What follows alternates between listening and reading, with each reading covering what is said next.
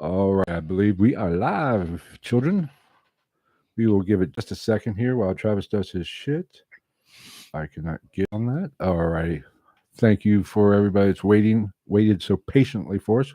Like the goddamn video. Okay. We went 15 seconds with no cussing. Hot damn. Fuck that. All right, we got. This is my world. All right. You motherfuckers are just living in it. I say we let Travis get all his spamming done, and we will. Gonzo's here. Damn. Oh, Gonzo's on point. Gonzo's on time. Hey, fuck off. Actually, we would have been on like 10 minutes earlier, but because of the detour I had to take to get here, I was like, fuck it, I might as well stop at the house and change out of my work clothes real quick. I was literally in and out of the house in like 3 minutes. Do me a favor, check the audio too while we're doing this. I can't do anything because not even my real dad. Okay, we're good. I can hear it. We're good because I can't check it on my phone. My phone's being used for something very important. Phil, I'm important. I do things. Oh God, I really hate you sometimes. I don't know why I put up with you. All right. Let me know when you're about done spamming. We got people in already. Hot damn Gonzo. We have a new gentleman by the name of Matthew here. If you are watching and haven't said hi in the chat, be sure to say hi in the chat. And Jenny is here. What's up? The cult is here. Yeah, my Snapchat I'm sending out has the link, and then it says live. If you love me, you'll watch. I think that's perfect. There's no shame in guilting people to watch. You know what that means? Nobody's going to watch.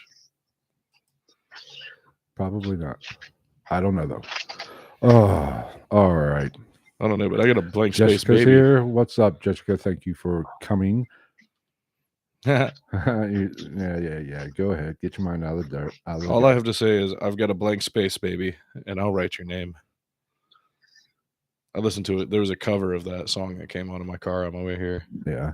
The I Prevail cover, the good version of the song. Yeah. Like, I'm not even a huge I Prevail fan, but they covered that song, and I was like, oh my God, there's actually emotions in this fucking song. Sweet.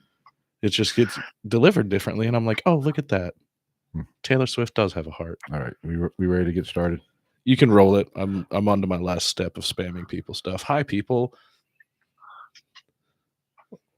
We have Lindsay here. What's up? Why do we look so... I'm just going to say it. We are two devilishly handsome motherfuckers. I got a haircut. I haven't. I need one so bad. I was just waiting because I was like, I got a real haircut. Well, I just didn't want to do it because I didn't want to get a haircut like a week and a half apart because I got that fucking wedding. Right. Stupid goddamn wedding. My stupid dumb best friend's getting married. Like my ride or die friend, just a piece of shit. Asshole. I'm just kidding. I've known his soon-to-be wife since high school too. Right. All right. We are going to get started. You are done spamming. Okay, guys. Yeah, pretty much. All right. There will be no intro like usual because we have an interview tonight. We have a very special guest, and I will introduce this wonderful person in just a second as soon as we get rolling. Yeah, there's no intro. You want to fight about it? No. All right. We're going to start right now. What is up, everybody? Welcome to another episode of Ghosts in the Night, a paranormal and true crime podcast. Tonight, Travis, do you know what we're talking about? Dicks and wieners? After the show, we will talk about that. But you know the difference between a dick and a wiener? What's the difference between a dick and a wiener? Wieners have to be less than 4 inches. So we all have wieners here in the studio. I think we combine and still have a wiener. Nice. All right. But tonight we are talking ancient pagan religions, and we have a very special guest. And I'm emphasizing the word special. He's near and dear to our heart. All I was thinking, I was like, we've got Gustav Skarsgård, star of the first show Vikings on A&E. We have one of our longtime listeners who happens to be an expert in this field. A member of the poop cult. He is a member of the cult. One of the founding members of the cult. The first to come around to our stupid ways. He's a little shit. I've decided if we're going to go with the poop cult, that's what our followers are called, little shits. And if you don't know him, you will recognize the name. And if you don't recognize the name, clearly you don't love us and you're not here enough. So fuck you, Karen. Get out of my room. Let me introduce Mr. Gregory from the chat, our best fan ever. Say hi, Gregory. How you guys doing? We're doing great now that you're here. Me or him? Because he's been here. He beat me here. I know. Me and Gregor are going to start the show without you. You sent him a dick pic, didn't you? Yeah, I sent him that dick pic from. You put that clip-on fucking camera lens on the front of your phone so it could actually pick up that little pud. That picture that we last win. Oh my god, the pig dick picture, the pig dick pic. Yeah, that's what I'm getting on. I'm going to get on online dating and use that as my profile. Oh god, we got a What the Fuck Wednesday coming at us for free. Yep. Oh, that reminds us, there will be, for you people who in the chat that are used to us being here on Wednesday evenings, we will not be here this Wednesday because we have prior engagements, so there will be no show. We're gonna party. Hell yeah, brother! But expect some Instagram videos and maybe some TikToks because, dude, I have a fucking video that I need to edit and like possibly, I don't know if we have to do it here, but I need to like patch something over someone's face or blur their face out. He actually said this. You know who it is. Oh, no. All I know is that all I can tell you is it has to do with a camel toe. That's all I'll tell you. All right, let's get to ancient pagan religions. Now, this topic is fascinating to me because you know how I love talking about religion, but it includes a lot of witchcraft, and that is one reason why we brought Gregory on, because through our discussions and getting to know Gregory has some experience with, shall we say, non-Christian religions. Is that fair to say there, Greg? Extremely fair to say. I've been into them for over 30 years. Don't age yourself because Travis will make fun of you. Trust me. As you know. Oh, I know. I've never done that in my life. You're both fucking dirty liars. Oh, before we get started, I do have a fantastic story today. I have decided I have changed my path in life. Gay male stripper. No. What? I have decided today I have formed the nation of Fremundia, and I'm going to be the god king of the nation of Fremundia. I have named a speaker for me to address the common folks, because I will then cease to talk to them because they are not as good as me. Okay. And I have also taken a man toilet. It is the third most prestigious place in my court of Fremundia, and it will be the person whom receives my poo-poo and pee-pee, so that I do not have to use. I've already figured it out. I'm going to get a tow hitch toilet, like a camping toilet. Right. I'm going to build a throne around that out of the finest velvets from Zanzibar. Right. And then he shall receive. And I also said that I will strictly live on a diet of beans, chipotle hot salsa, and like asparagus. I have but one question. Yes. What is my role in this? You have not even placed me in. You have three options. Okay. One, you can be like my maester from Game of Thrones. You know, the old guys with the robes and the weird chains. Right. They give bad advice. Okay. You can be that guy. Okay. Or you can be the court jester. Okay. Or you can be the first head on the first pike that leads down the red carpeted drawbridge over the moat that protects me from all the commoners. It will be filled with both piranhas and crocodiles. I will get back to you on this, but just let me know. I set up an email account. I say we go ahead and just get. Are you going to dip the head in tar? No, I'm just gonna give it to my man toilet, and what he does with the head is up to him. Okay, because you want to make sure he dips it in tar before he puts it on the pike, so it'll last longer. Or we could set it on fire. I don't want to know how Greg knows all this. The same way I know random dinosaur shit. Like, you just learn stuff over the years. This is probably why he likes us, because he's like, these guys are fucking idiots, but they're not idiots. I'm not liking my role all of a sudden. Well, it's like I said, if you send a strongly worded email to my team of underlings, if you will. I have yet to. I'm think I'm going to work up my own language for stuff like this, so that's in the works too. All right. I'd kidnapped Merriam-Webster's granddaughter. Was Merriam-Webster a dude? I don't know. Yes, I thought so. Greg says yes. So yeah, Fremundia is a thing. I ranted about it for like 20 minutes today at work. somebody was like, "Hey, Travis, do we have this?" And I was like, "Who the fuck do you think you are addressing me directly? You piece of shit. You write it on a small piece of paper with ink and quill. You give it to somebody within the top 5 positions of my cabinet, if you will. And then maybe within 7 to 10 business days, we'll get back to you." 7 to 10 business days. Sweet. Yeah, we don't have Royalty Prime yet. We're still working on that kind of technology. All right. I think we should get to I know Gregory's like, this is not what I fucking signed up for. Oh, he knew what. No, this is exactly what I signed up for. Trust me. I swear to God, I legitimately had a fucking 20-minute rant about this shit today at work, just making it up as I went. Nobody doubts it. Oh, and the national song is Dragon Force's cover of My Heart Will Go On. Alrighty. That's right. The Titanic song as speed metal. Oh God, you lost me. It's actually kind of sick. I played it one night at work, and the other metalhead kid that used to work there was like, "Yo, this is kind of a bop." I was like, "I don't know what that means, but I'm going to assume it's good because you're smiling." All right, let's get to ancient pagan religions with. Let's talk about pagan. Not pegging. There's no the E. You're putting the E in the wrong fucking spot, and that's not the first time. Is there an E in pagan? Not. Yeah, in the. Oh no, there isn't an E in. It's pagan. That's right. No, there's no E in pagan. What do you think it was? Pagan? Pagan? What did you? Are you going to? I am a pagan. You're going to throw an extra G in too while you're at it. Pagan? Pagan. Bilbo Pagagans. All right. I'm done. I'm done. I'm walking off the show right now. All right, Greg. So, when we talk about the religious scene before modern Christianity, what are we looking at?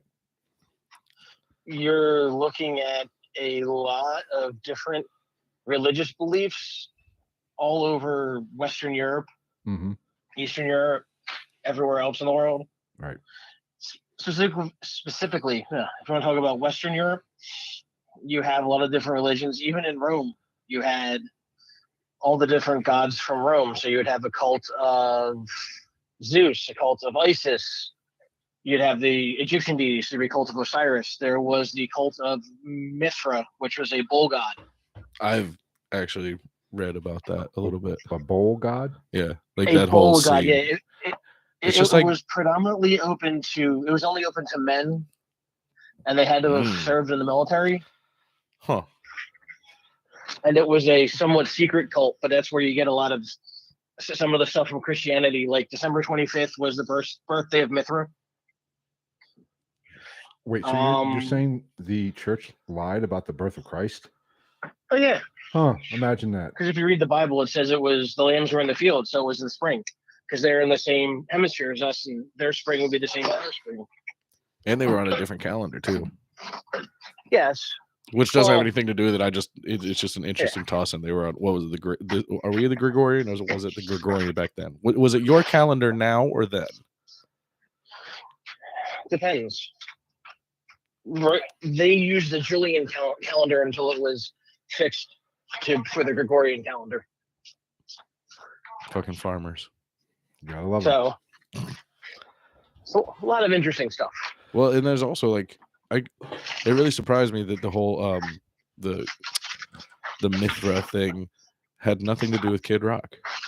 No, it didn't. He said, in his own words, "I am the bull god." Yes, but he wasn't the Mithrasian bull god. Piece of shit. What a liar. Because I don't think the Mithrasian one would come from Detroit.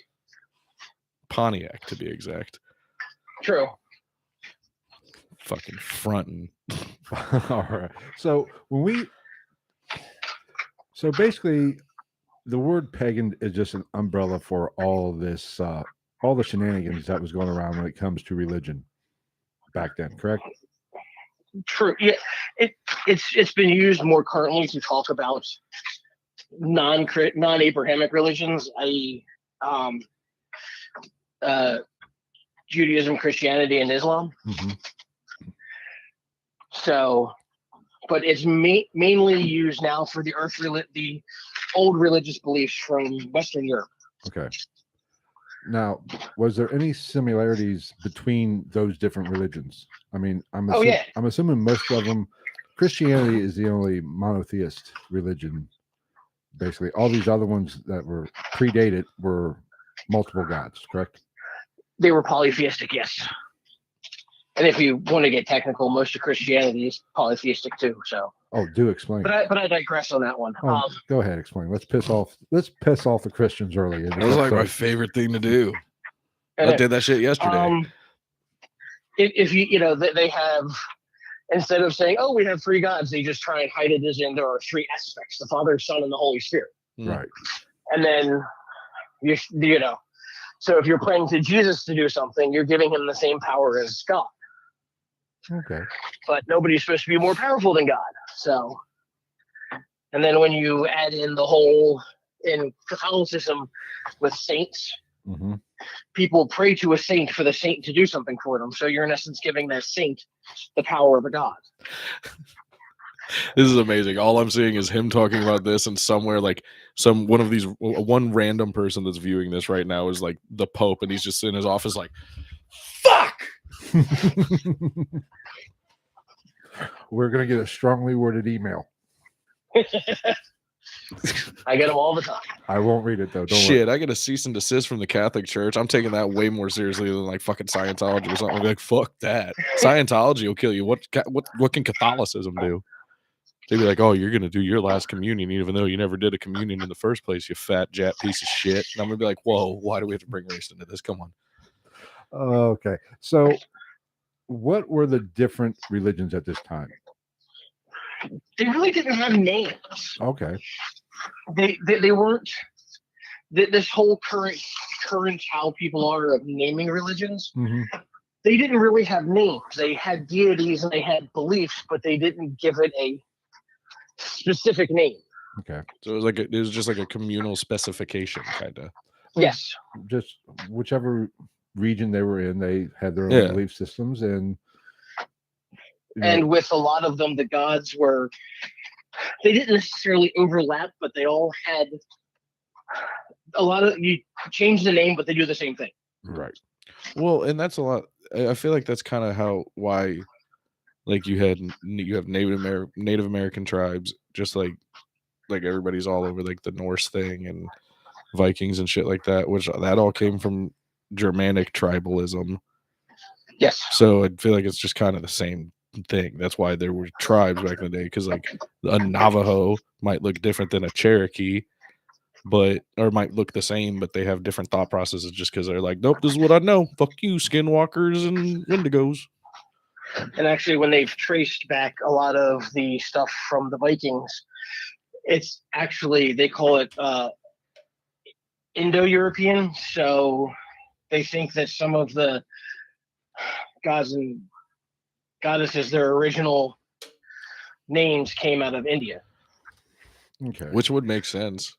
So those beliefs moved out of India over into Western Europe. Okay, so that brings up an interesting question for me, because I'm assuming you've looked into this more, because it makes sense, because Hinduism, like as far as like a name known religion, is one of if not the oldest one that we know of. I think it's been around as an organized religion 6,000 years, give or take. Yeah, so I want to say. Yeah, so it beats the shit out of Catholicism and Christianity and shit. Absolutely, yeah. But so that being said, I'm not surprised that it reaches that far back. Are there like noticeable similarities between like a Norse deity and a Hindu deity? It's not really noticeable. It's just when they've traced some of the old languages, they've gotten it back to this Proto-European, which they trace back to an Indo-European roots. Mm-hmm.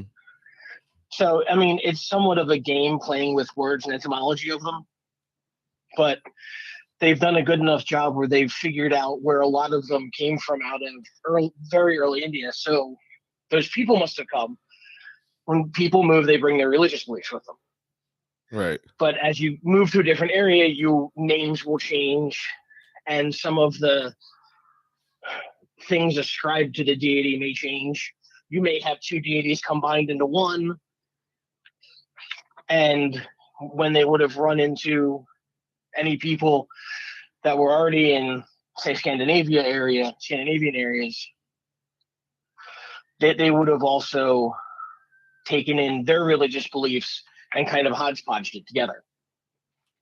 Okay. Now I want to get into what religion you practice, or whatever verbiage you want to use, but I want to tie the ancient pagan religions to today's, or what's the difference between people that practice some of these religions today from back then, like Wicca and stuff like that. There's a lot of differences. One, we don't really know how they performed a lot of their ceremonies, because through Christianity, as any religion does, it goes in an area, it takes over the area, and the only way it survives is to remove the religion that already exists. Right. So as people converted to Christianity, those traditions and rituals would have been lost. Any that were written down by monks, because they were the only literate people at the time. Mm-hmm. The church was really the only place people knew how to read and write. Mm-hmm. So anything that's been written down by them comes to some degree from a Christian point of view. Right. And that's always been like a factor in why, pissing off religious people again, why like I've always had this problem with how people see major religious icons and representatives, because it's like, if you track it through history, it's just always been elite above a normal man, even the follower of that religion, and ones like only ones that can read and write, right? Mm-hmm. Fucking the only ones that advise the king, yeah. Still to this day, like. Yeah, but we have a much broader system of education. But also back then, all the books were handwritten. Mm. So it's so expensive. It takes so long to handwrite a book. And it's so expensive to handwrite a book that only people with a lot of money could afford them. Right. Yeah. So your common peasant, even if he wanted to, couldn't afford it. Not even common peasant, a common person in Western Europe couldn't afford it. Rome had a decently high rate of people knowing how to read and write basic Latin. Right. But even then, they weren't horribly literate either. So it's because of our technology, we've enabled people to be more literate in general. So basically, today, people who practice today, those types of religions today, they're just winging it, essentially. Yes, okay. Because the big revival was during the 60s. And if you think about it, all of the people that looked into all of these ancient religions and tried to understand them and make sense of them and recreate them, pretty much they all came from Christian backgrounds. Right. So no matter how hard you try and keep that out of it, it's always going to seep in somehow. And we're human. That's just how it is. Right. But a lot of pagans don't like to, that's kind of the dirty little secret that they don't want to hear and they don't want to acknowledge. That they're just making it up as they go along, basically. Well, yeah, and that the people that made it up the first time came from a Christian perspective. So even though they tried to cut that out as much as possible, it still leaked in. Right. Because if you were brought up in modern society, once Christianity took hold, basically, even if you're an atheist, you still practice a Christian type life just by the morals that you've been taught. Yeah, and the other thing people forget is there's no such thing as a true atheist. What do you mean? Explain. I'm kind of you piqued my interest. A person who is a true atheist will have the belief that there is no God, there is no deity, there is no higher power, there is no soul. So what's the point? Right. If you're not going to go anywhere, if your whole life is just you're born, you live, you die, what's the point? So most people who actually become true atheists end up committing suicide and dying because it becomes a complete hopelessness. Okay. That makes sense to me, actually. So I've always said most people I know say they're atheists. I'm like, you're an agnostic. Yeah, I have to agree with Greg, on this, Travis? I'm just gonna be a nihilist forever, Probably. Oh, that's fine. just so I can make Big Lebowski references. As you would. Where's the money, Lebowski? He said he pissed on my rug, man. That rug really brought the room together. It did really bring a room together. Thank you, Donnie. Rest in peace. He said, "Shut the fuck up, Donnie." He said, "Donnie, you're out of your league here." How do we always go back to movies? Because we're fucking cinephiles. Yeah. Okay, now let's talk about you. Let's get personal with you, Greg. Okay. What color's your butthole? I'm not 100% sure. I haven't had it looked at in a while. So Where's the wife? Great answer. She'll be able to tell us. She's dealing with the kids. She'll be like, "Unfortunately, I actually know the answer to this question. God damn it." Okay, what do you practice? I practice Norse paganism. So, for our listeners that don't know what that is, kind of give us a summary, and then we'll dive deep into it. I follow the religious beliefs of the Scandinavian peoples from the Middle Ages and before. So it's the coolest ancients of all, the Vikings. They're pretty cool. Pretty cool. I don't know. I've always been, personally, maybe I'm biased, but I've also always been very prone to the samurai. It's not really like a belief system, but they're pretty fucking cool. That's just your bias. Hey, Vikings are fucking cool. Hey, and so are samurai. Yes, the Norse did discover America 500 years before Columbus was born. I can't believe that shit is still argued. Like, there's actual scientific evidence and like writings and shit in Nova Scotia and stuff like that. Yeah, like Well, there's not writings in Nova Scotia. It was from the Vinland sagas, and in the 60s, two archaeologists, a husband and a wife, started asking people in the northern tip of Newfoundland if they had noticed any old ruins, and they got directed to this area, which happened to be Lonzo Meadow. And through their excavations, they found the remains of a settlement. And they found a few artifacts, not a lot, but they found a few artifacts that tied it to the Scandinavians. And they also found some nuts that were from much further south into out of Canada into the US. So either they were traded by the First Nations people, or they sailed down the coast and came back with them. Okay. I like it. They were these nuts. I was waiting. Somebody they had were to butternuts, actually. I was waiting. I was sitting here going, as soon as he said it, I was like, Travis. Somebody has to. Anytime Travis is going to throw out these nuts. Anything for the meme. So now, when it comes to the Nordic religion, we're talking Odin, Thor, and Freya, fucking Loki. Heimdall, Freyr, Loki, Uller, Frigga, Ron, Hell, Idun, and a host of others. Now, if I'm not mistaken, weren't the Nordic gods separated into like two groups? Yes, you have the Aesir and the Vanir. Okay, they pretty much battled for supremacy. They joined forces to fight against the giants, or the Jotun. Okay. So you had frost giants, you had fire giants. Yeah. So they live in Jotunheim. It's so funny too, because it's a random tie-in, but like I was driving here and there was some fucking cover song radio playing on my phone.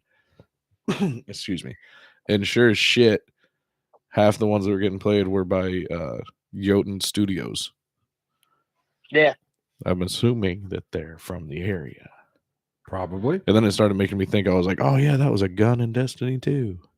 Well, a lot of Scandinavians settled in Ohio, Minnesota, the Dakotas, places like that, because they were farmers. And that's what most people don't realize is most Vikings, they were farmers. You're saying they weren't berserkers? Nah. Even I know there that, is Phil. There is evidence that berserkers exist, but not any archaeological evidence to show them how they are in popular thought and culture. A lot of that comes from the 1800s and early 1900s, and then stuff from Wagner. So you're saying there's a chance the whole berserker thing is bullshit?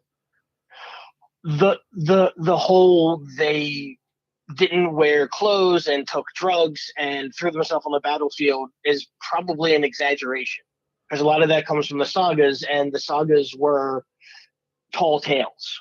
The sagas were stories that people told around the campfire. And as everybody knows, when you tell a story, the next person tells it, the next person tells it, something changes. The next person tells it, something gets bigger.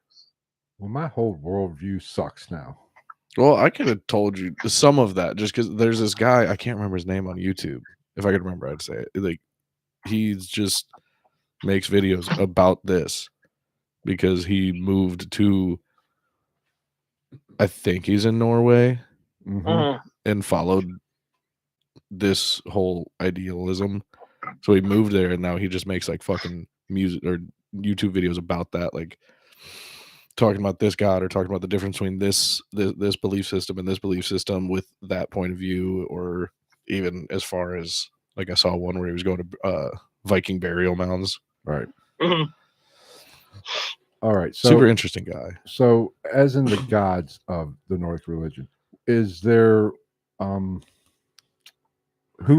did one of them was like Odin top dog, or how did they divide their power? It depends on what time period you're talking about.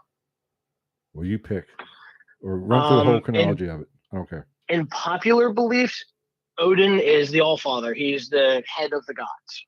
Okay. And he sits in his throne at the highest point of Midgard and sees the whole world. And he has two ravens, which in English are thought and memory. Mm-hmm. And they fly the world and come back and report to him, to let him know everything that he did not see. Okay. So what role did Thor play in all this? What was his main job besides riding around with Groot and a rocket raccoon and getting fat? Thor actually rode in a chariot pulled by goats, oddly enough. By goats? Goats, yes. That's kind of lame for a... Well, you also have to think, back then, most of the people were farmers. True, yes. And so they would use goats to pull carts. So they would ascribe Thor to being pulled in a cart or, some type of chariot pulled by goats. Thor was the god of thunder. He was also the god of farming and the god of home and hearth. So your house. He fought the frost giants and the fire giants. He was the main one that would defend Asgard when the giants showed up. Asgard is the home of the gods. He was the Asgard. You've been waiting for that one too. No, actually, I totally forgot what I was waiting for. I thought about something and it's gone. Fuck. Oh, that's what I was gonna say. I really hope that if Thor really was pulled by goats, I really hope they were like those fucking African goats from the videos that like people are like, and they're like, just this big fucking svelte blonde dude with a hammer getting pulled by like six. Is now stupid. In all there's similarities in all these ancient religions. What is comparable to Thor and Odin, since those are two most popular in other religions that you know of? I'd say Zeus. Well, Zeus would be naturally. And like Poseidon. I mean, Zeus would be one. Thor doesn't. I wouldn't say Thor really has a comparable. I mean, some put it as Mars. Okay. The god Mars, the god Ares, from Greek or Roman mythology. Mm-hmm. He is a warrior deity, but the god Tyr is much more of that god of war. Okay. Than Thor would be, but at least with the Norse pantheon, a lot of the deities kind of share jobs. Right. So they both do this, or they'll both kind of take care of this, or he's the main god for this, but he helps out on the side. Okay, who is the god in the Nordic religions of the underworld or whatever? There is the goddess Hel, which is Hel. Which is She Thor's sister, is- right? No, yeah. Wait, no, she's not Thor's sister. Wait, no, that's right. Yeah, she is Thor's sister. She is half living, half dead. She's So super you hot have in the different. movies. Yeah. No, it's more like imagine Harvey Two-Face, but that's Even the whole better. body. The time So if you think the right side is a beautiful woman, the left side is Me. a decaying corpse. well, There's also depictions where from the waist up she's a beautiful woman, from the waist Oh. down she's a decaying corpse, and flip that. So from the waist up she's a decaying corpse, from the waist down she's a beautiful woman. I'll take that. A lot of times it depended upon the artist's interpretation of what they were going for. depends on what time I leave the bar. Oh no, they basically just made her Yes. look like a badass version of Maleficent in the movies. But the whole thing was she was the goddess of the underworld, and it's not the underworld of like a Christianity where you're going to hell, where you're going to heaven. Mm-hmm. There were places that people who did wrong did go, and hell, the goddess Hel, was in charge of them. But for the common people, there was a heaven type place that they went. Huh. So what? So if you if you were a warrior, you wanted to die in battle and go to Valhalla. Because the whole point of going to Valhalla was to train with all the other dead soldiers and feast and drink and fight to prepare and fight and prepare for the end of the world, for the Ragnarok. Now, there was, I mean, I might be splitting hairs here, but there was other ways to reach Valhalla other than dying in battle, wasn't there? No. None. I thought there was like some like exceptions of like this or that, like sacrificial shit and stuff like that. Well, yes, but to the Norse, that was considered battle also. Okay. So basically, they like death did- by violence.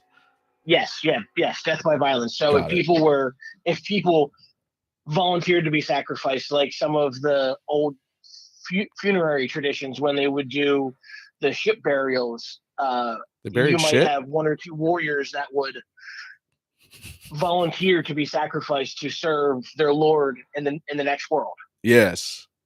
So they would be assured of going to Valhalla because they willingly sacrificed their lives for that.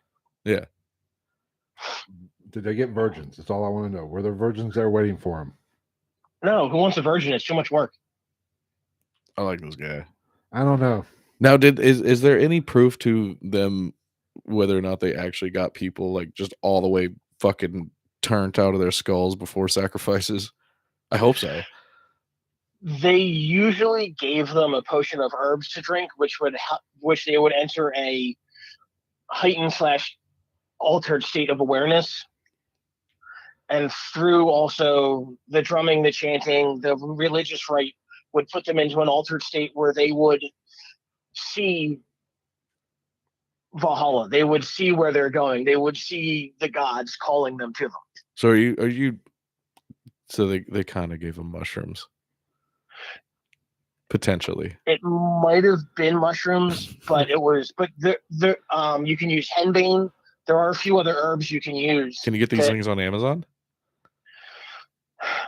You can grow henbane. Sweet, we're doing it. You have to be careful though, because if you prepare it wrong, it'll kill you. Oh, that's a little bit. Sweet Phil's doing it. Yeah. It's a little too. I'm not. No. I'll do it. I don't give a fuck. And from what I've heard, when you come down off it, it's not the kindest when you come down off it. Like ayahuasca's up. So, Travis, you're going to do it? I mean, looks like I'll be taking auditions for a new co-host. in the name of science. Hey, my people can prepare fucking puffer fish. I'm sure I can pull this off. But people still die, even with the best chefs. People have still died. Not me. That's why I don't eat. I like my fish. You've cooked. eaten puffer fish? No. I've always wanted to. I totally would. Like people are like, what if you die? I'm like, what if you do? Like, what? At least I could say like, I'm one of the like, hey, cooler than you. You're gonna just fucking sit in your lazy boy until you melt into it. I'm not. And when you end up where you go when you die, you have an awesome story to tell. That's what I'm saying.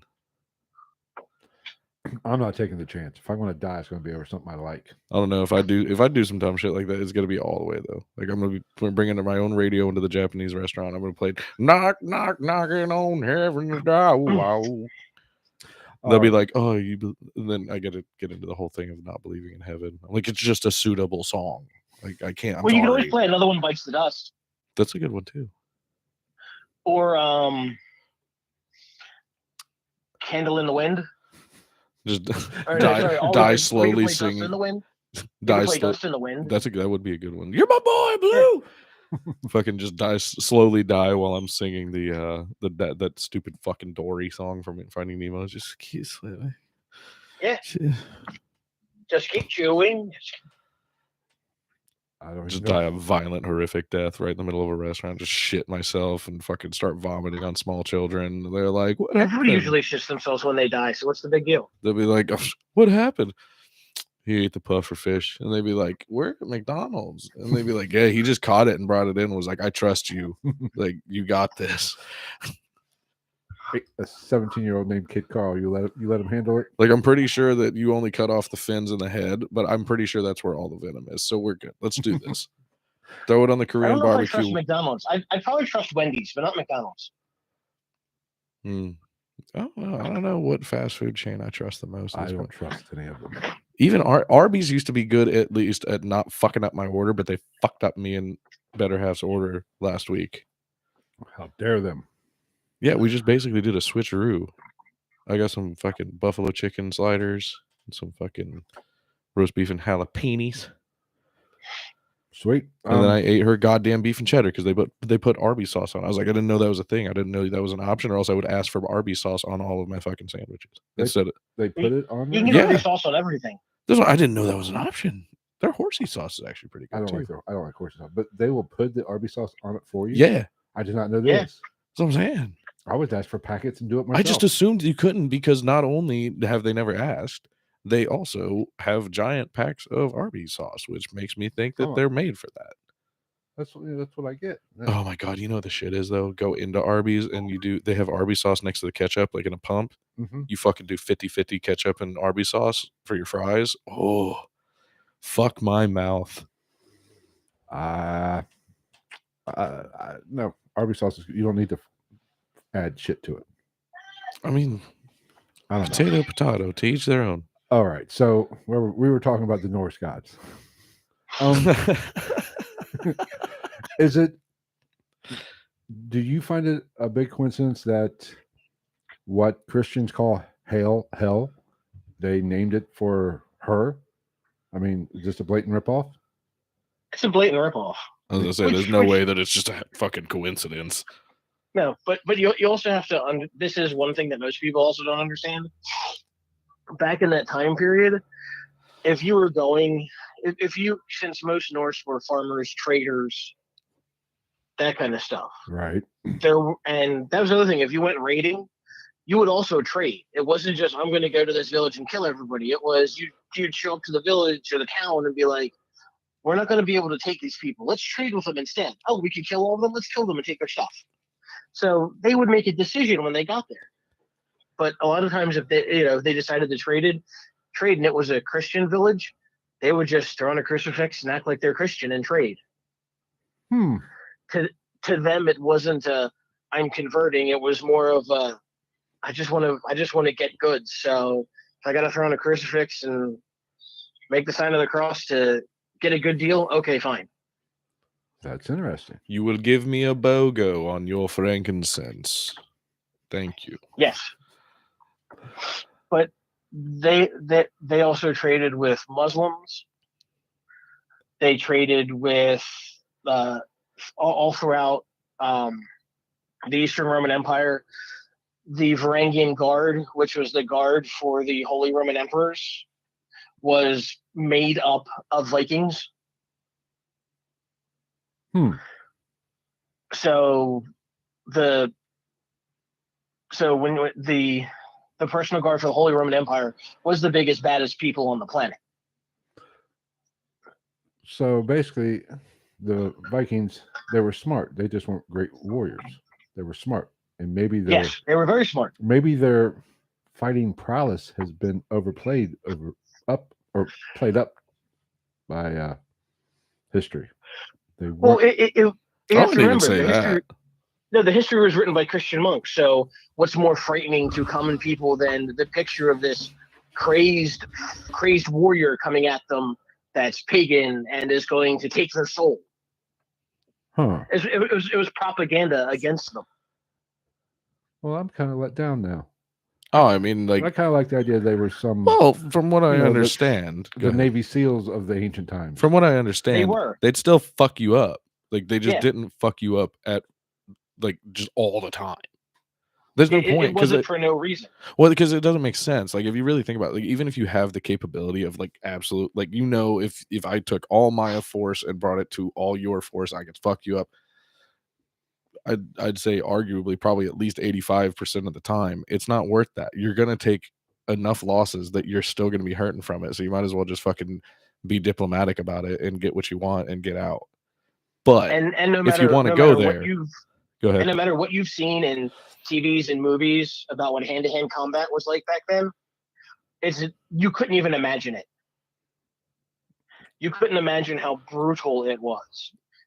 Oh, I can, And, I can in the imagine. movies, no, you can't. You think about it in the movies, you're like, the hero fights one person and then fights another and then sees his best friend die, so he's over the corpse weeping and screaming while the battle's raging around him.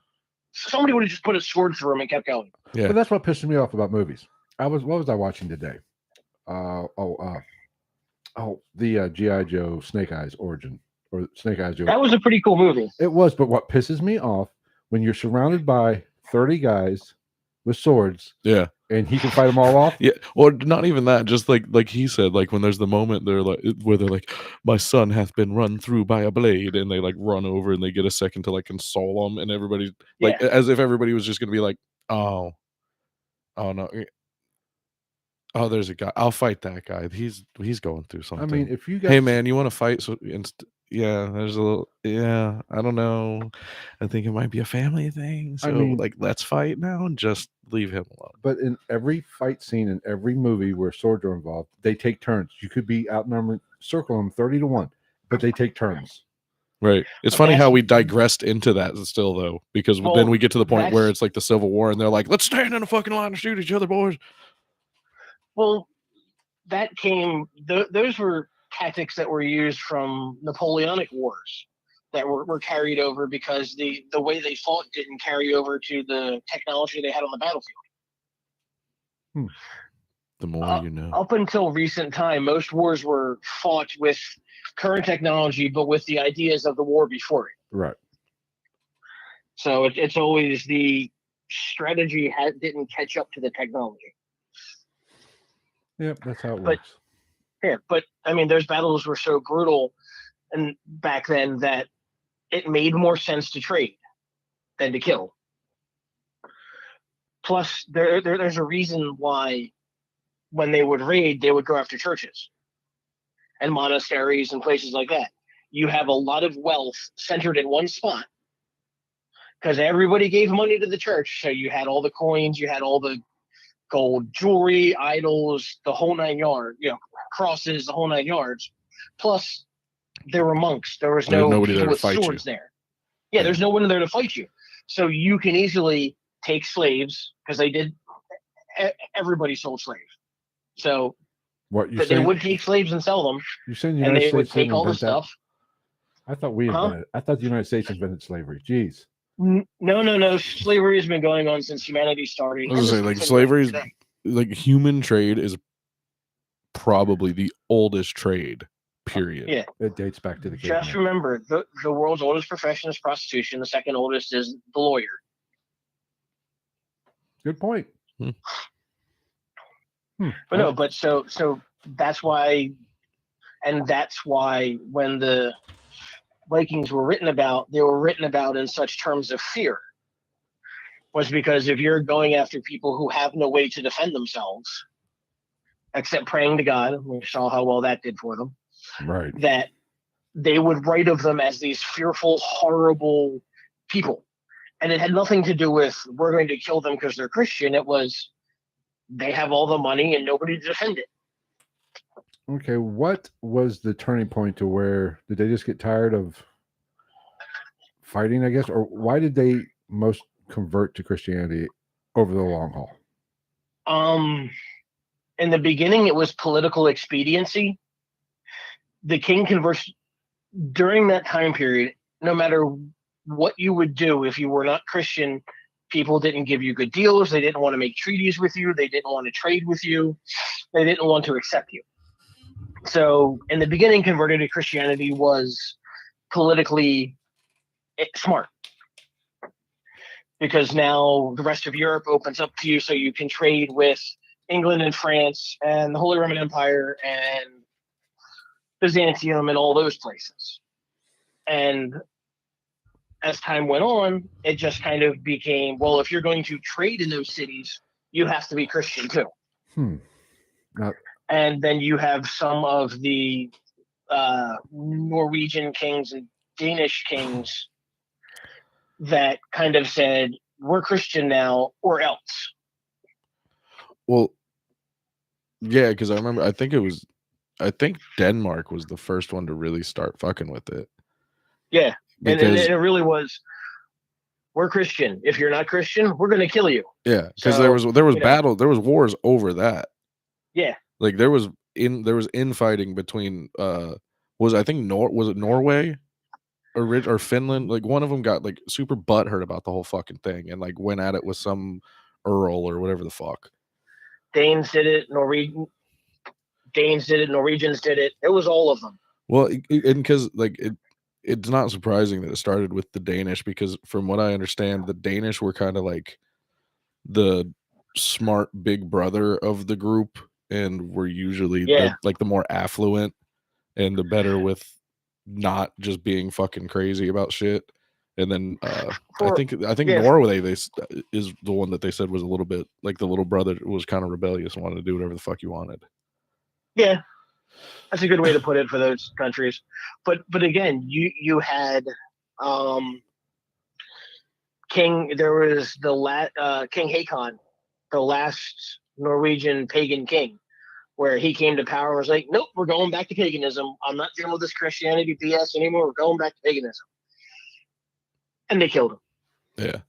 Well, and it was all right, back to Christianity, everybody. Well, and because and there was I guess deserters before, like over time anyway, before it became a switch. Oh yeah, and I always had a thought that I have no evidence to back it up, really, and no historical evidence to back it up, but they think that the Lonzo Meadow over in Newfoundland, they think that was actually used for about 100 years.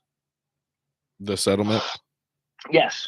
I mean, it wouldn't surprise me. It was used to repair ships, because they have found in northern Canada, in some of the Labrador Islands, they've found weights and scales that are of Scandinavian origin. Mm-hmm. So the Scandinavians, in Greenland and in Iceland, were trading with the Inuit. So they think that Lonzo Meadow might have been used for over 100 years, and they would have had interactions with the First Nations people. Yeah. Well, and even now, I know, bear with me here, but even like in popular culture, the show Vikings, which I thought was a great show. It might not be completely accurate, but it's entertaining as fuck. That show is a perfect example of a saga. Yeah. Oh yeah, it's like blown up in yeah.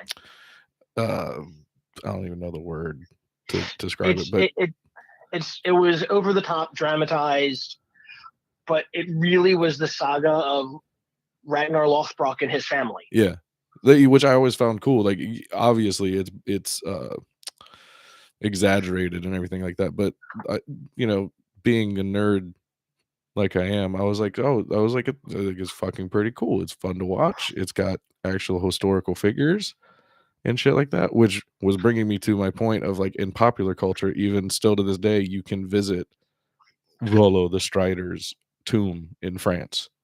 Yes. So like Yes, it was a long time coming for the switch from the Nordic belief system into Christianity or something else. I mean, it's always gonna be one. Something's gonna take over everything. It just happened to be Christianity and Catholicism. Yeah, they won, and that's the long and short of it. Now, there's two things. Damn mic stand's popping at me. There's two things I want to get into. Okay. Me and Greg. Well, I've already been in one, so what's the difference? Greg, what the fuck, man? You were here and didn't tell me? It was a secret. I'm sorry. I was sworn to secrecy. A dirty, dirty, stinky secret. Now, I want to get into what role did magic and ritual play in these ancient religions, especially the Nordic religion. But before we get into that, how does a practicing modern person who follows the Nordic faith or religion, how do they practice in modern society today? It's like they did 1,500 years ago. Some people you'd have a small altar in your house with some god figurines, or you could have somewhere outside. It's not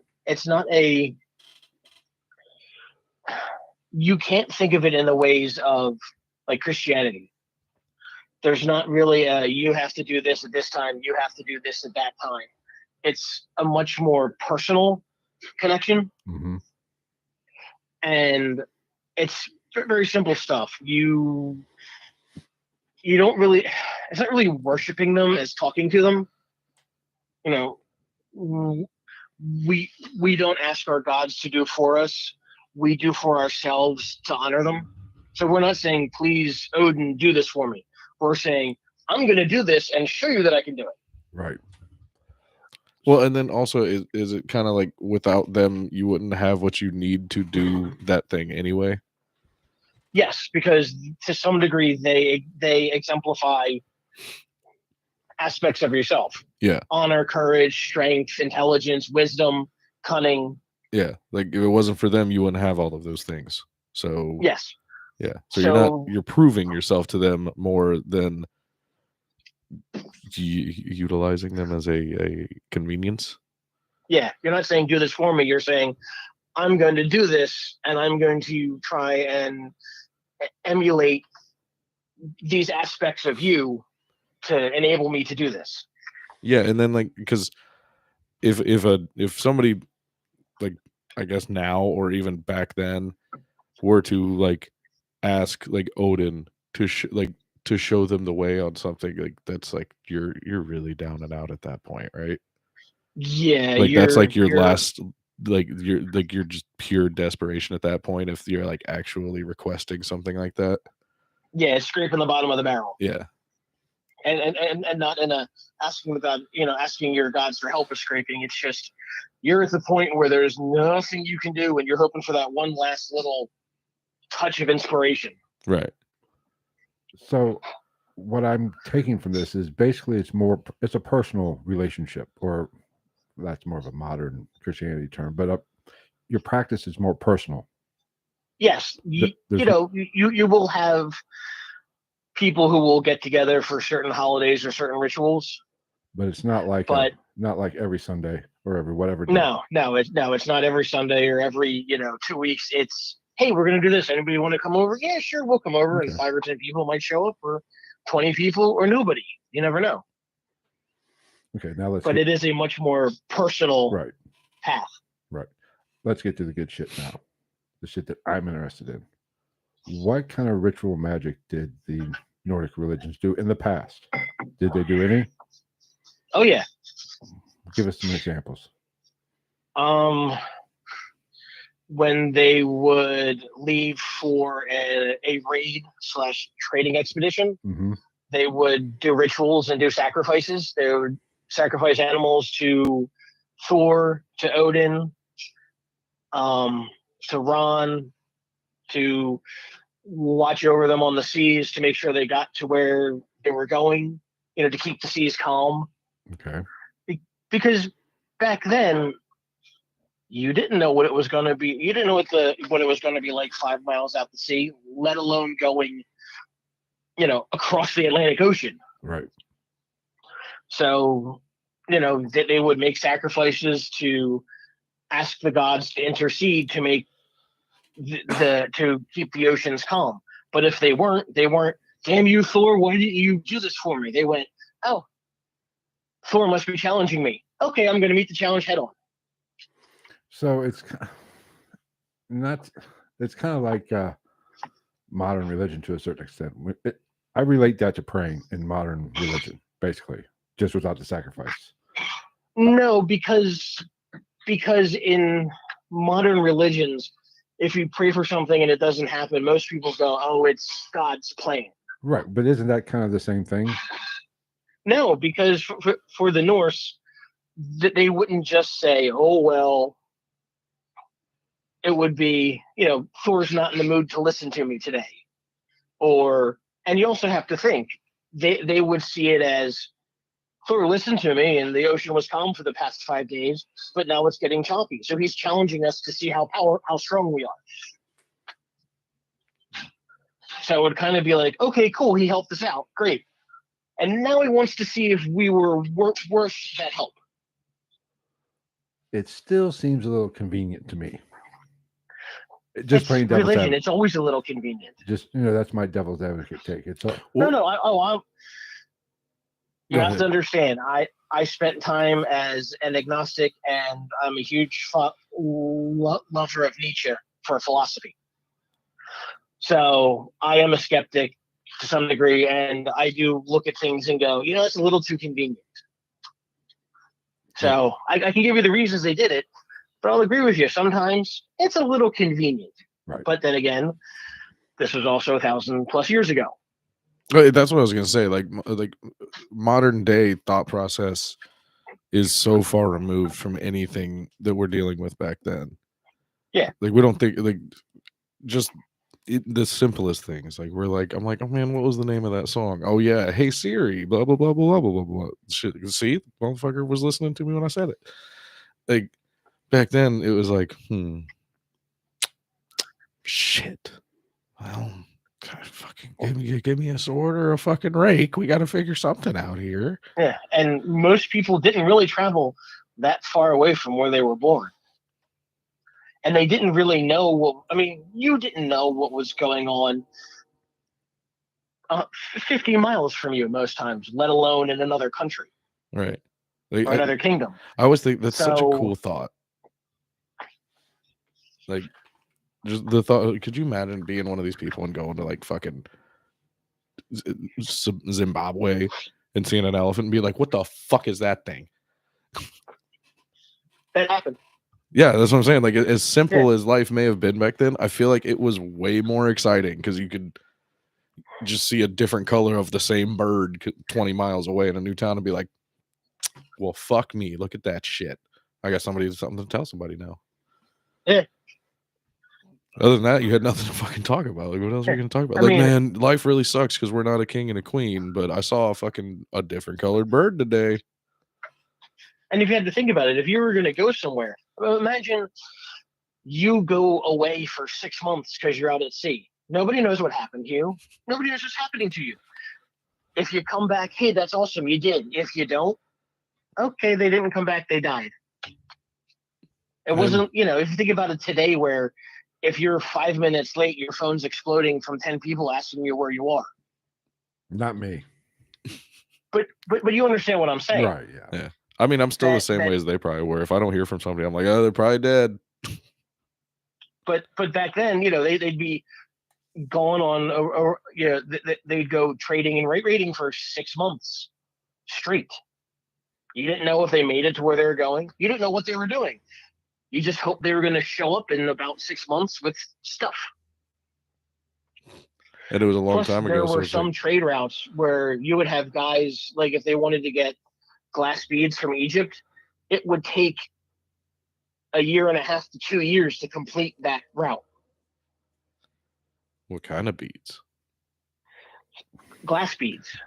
which they would use for anal beads sometimes, but that's besides the point. Somebody had to say it. They were starting the lawnmower. Yes, they were. I'm telling you, I'm gonna try to deep dive the internet and fucking data mine. I feel like that's how they named Lawn Boy. The tractors and shit. Mm-hmm. Mm-hmm.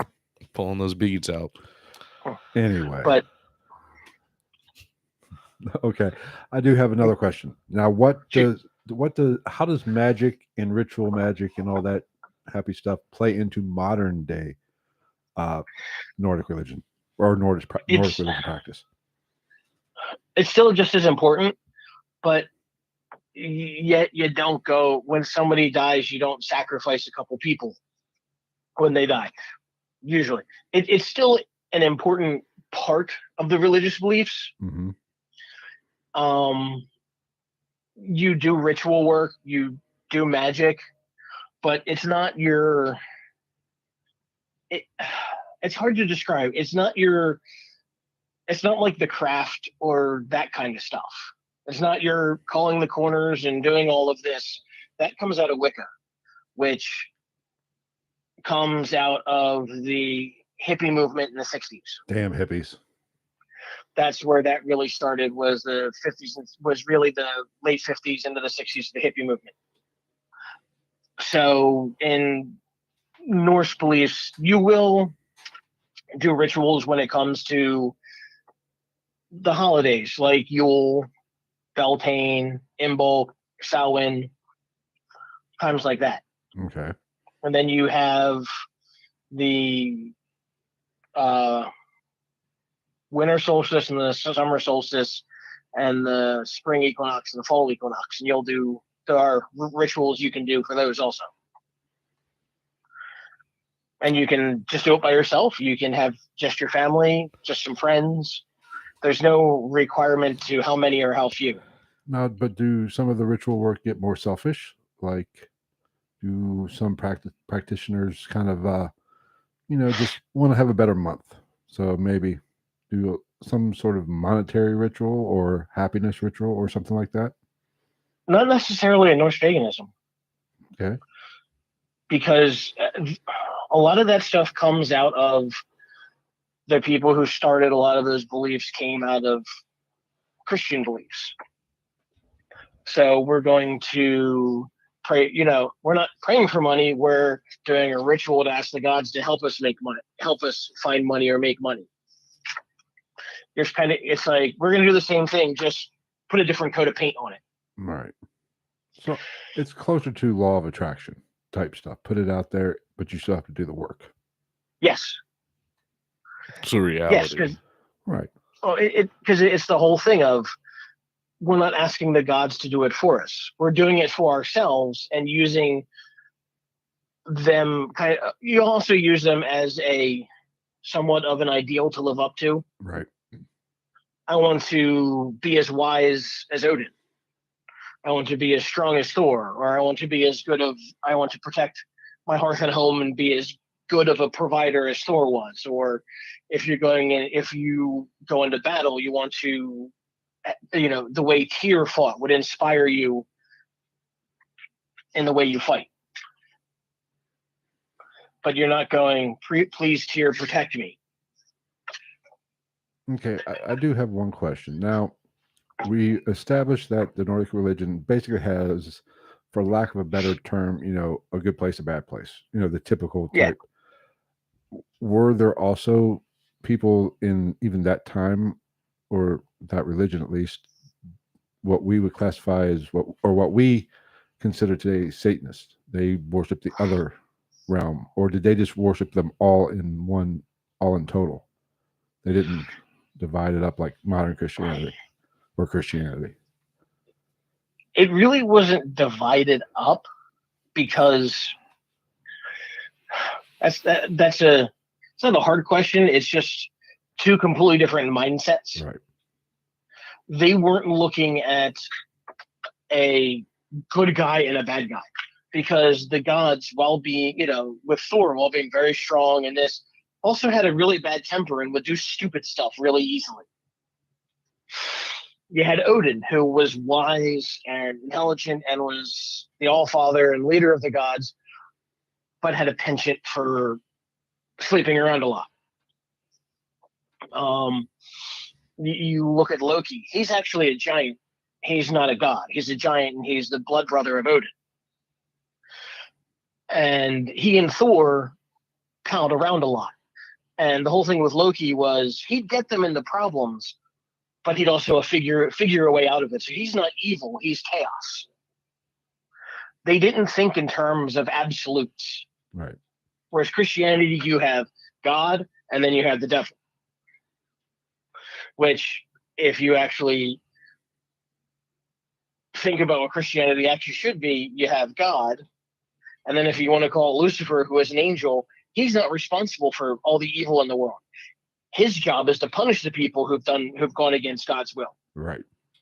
So Lucifer's not evil. He's not tempting people. He's not telling people to commit evil.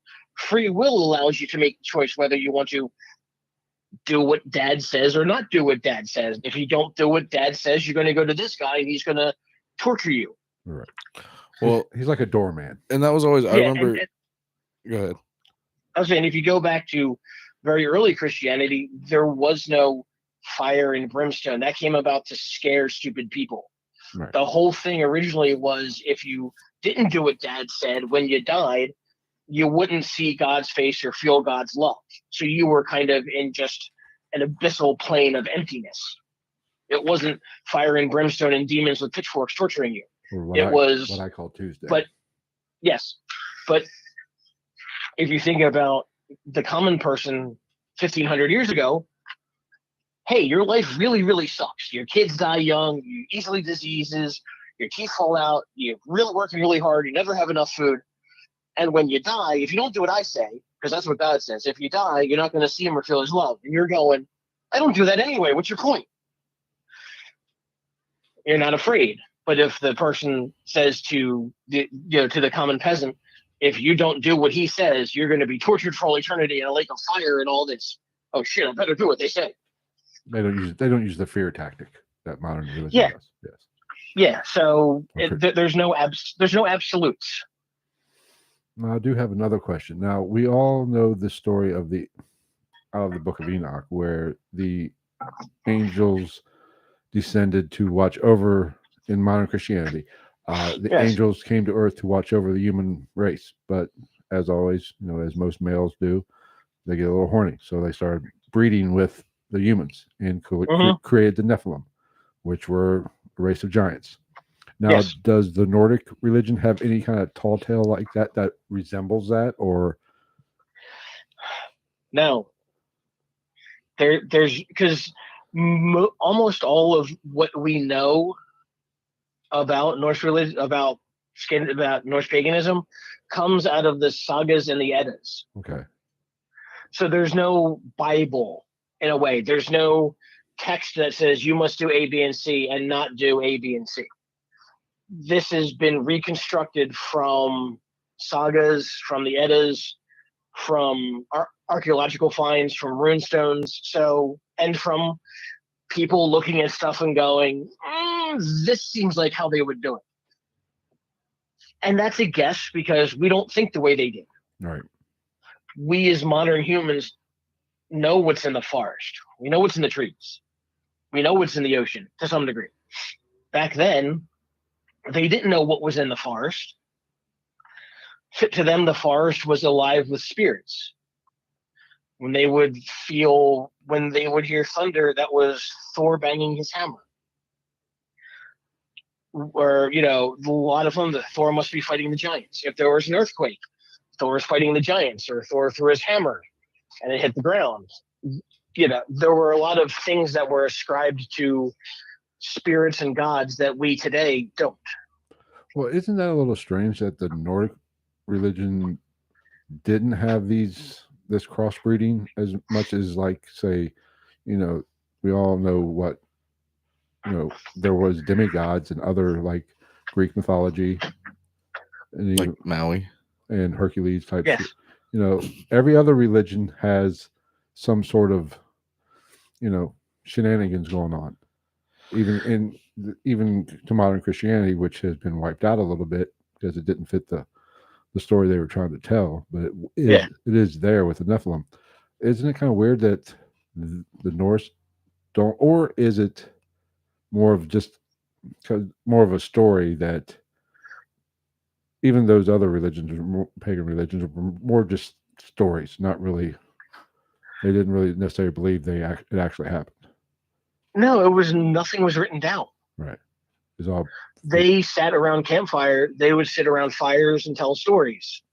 They would tell the stories of the gods. They would tell about, the beginning of the world. It wasn't written down like how Christianity was written down. And when it was written down, they didn't write down everything. They only wrote down some of the stories. And they only wrote down parts of it. So there's a lot of it that's just been lost to time because it was a verbal religion. Yeah. Well, and that's why, like, most of the not popularized, but most of the most popular, well-known sagas are like sagas of individual dudes, basically. Yeah. Like it's one. It'll be one saga that just follows like I don't know, fucking some what is it, Erik Erikson and shit. Well, you have Eric the Red, you have Leif Erikson. There is the saga of Ragnar. You have the saga of the Volsungs. Yeah. You have the Finland sagas. There's tons of sagas that are written about individual people.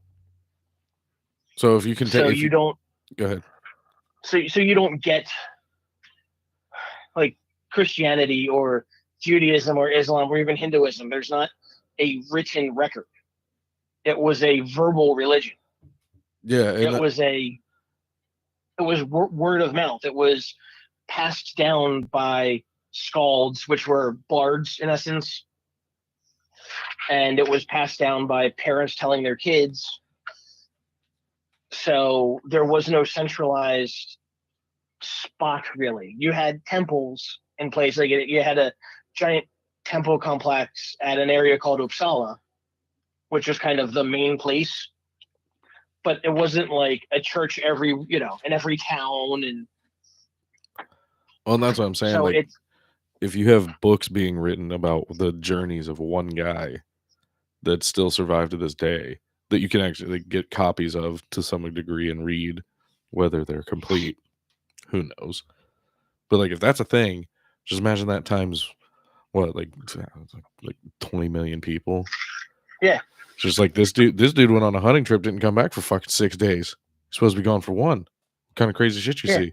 Boom. Tell you the crazy shit you saw. Fucking saw a 38-pound salmon. And half the time they were making up the crazy shit to impress their friends. So they're normal. Like normal human beings. Exaggerating the truth. Yes. Yeah. Yes. I mean, it's the whole thing. You went fishing and the fish that got away was 8 inches long. By the time it's 2 years, it was a great white shark. Yeah. So if you think about it, if I tell you a story about the fight I was in, and then you tell Travis that story, by the time Travis tells somebody else, things have changed. That's just human memory. Yeah, it's a very basis concept, really. The more you muddy the waters, the harder it is to see what's actually there. Hey, have you ever played Whisper Down the Lane? Is that like telephone or whatever the fuck? Game? Yeah. Some call it telephone. Yeah. Where you have 15 people in a line, you tell person one, by the time they get to the 15th person, it's completely different. Exactly. But if 15th person doesn't talk to first person, it's the word is God at that point. Like, yeah, because if I tell somebody a story and they go to their village and tell the story and screw it up, they're somebody from their village isn't coming back to me. They're just going to keep telling the story, and they go to the next village, and that village screws it up. Yeah, if I started the rumor mill now, by the time I got to Taipei or fucking like Burma, I'd have a big dick. Yeah. No, you wouldn't. According to them, I would. And if they say it's real. It'd go from 2 inches down to about a quarter of an inch. What if it worked like that though? What if I started that rumor and somebody in like fucking, I don't know, Siberia that had like somebody just in the middle of nowhere, fucking some Polish farmer that has really good internet is just like, this man, he's named Travis. He from the States. He have 17.5 penis. Very large penis for Asian American man. But and then I'm over here and I'm just sitting there watching it like, where's it? Yes, we're in Germany. Grow. All I know is somebody's going to be really disappointed when it comes time. That's all I'm saying. Anyway, what was I going to say? I lost my complete train of thought with the penis talk. Damn it. Now all he's thinking about is cack. Oh, You should be used to all the penis talk. For I as long as I've know. You listened to think you I would guys. be. I mean, Phil talks about dick way more than I do off camera. no, I'm always like, yeah, man, that was a good F1 race, and he's like, yeah, it reminds me of this fucking dude's dick from back in the day. that is not true. It had veins like a fucking professional bodybuilder's forearms. Only because he was dehydrated. Yeah, he took salt tablets on behalf of his dick. Like I really gotta be fucking, my dick's gotta be striated tonight, or else I'm not gonna get laid. Anyway, so in your opinion, because we know modern Christianity stole from ancient Everyone. ancient religions. In your opinion, what is the most obvious things that modern Christianity stole for, say, the Nordic religion, and then if you want to break it down to some of the other ancient religions as well? Because we covered, the Christmas thing, how Christianity kind of fudged the numbers a little just to appease the pagans coming in, to kind of lure them in. So it was a negotiation. They had to give a little to take a little. Are there any blatant things that they took from the ancient Nordic religion? The days of the week. Tuesday is Tyr's Day. Wednesday is Odin's Day. Thursday is Thor's Day. Friday is Frey's Day or Freyr's Day. So a lot of the days of the week come from Norse gods. You have the concept of Santa Claus is originally rooted in the concept of Odin. No shit. Yes. As long as there's no goats pulling the sleigh, I'll be all right. But that was Thor. If you put Odin in a fucking red suit, he'd be a pretty gnarly looking Santa, but it would still kind of fit. He'd be like bad Santa.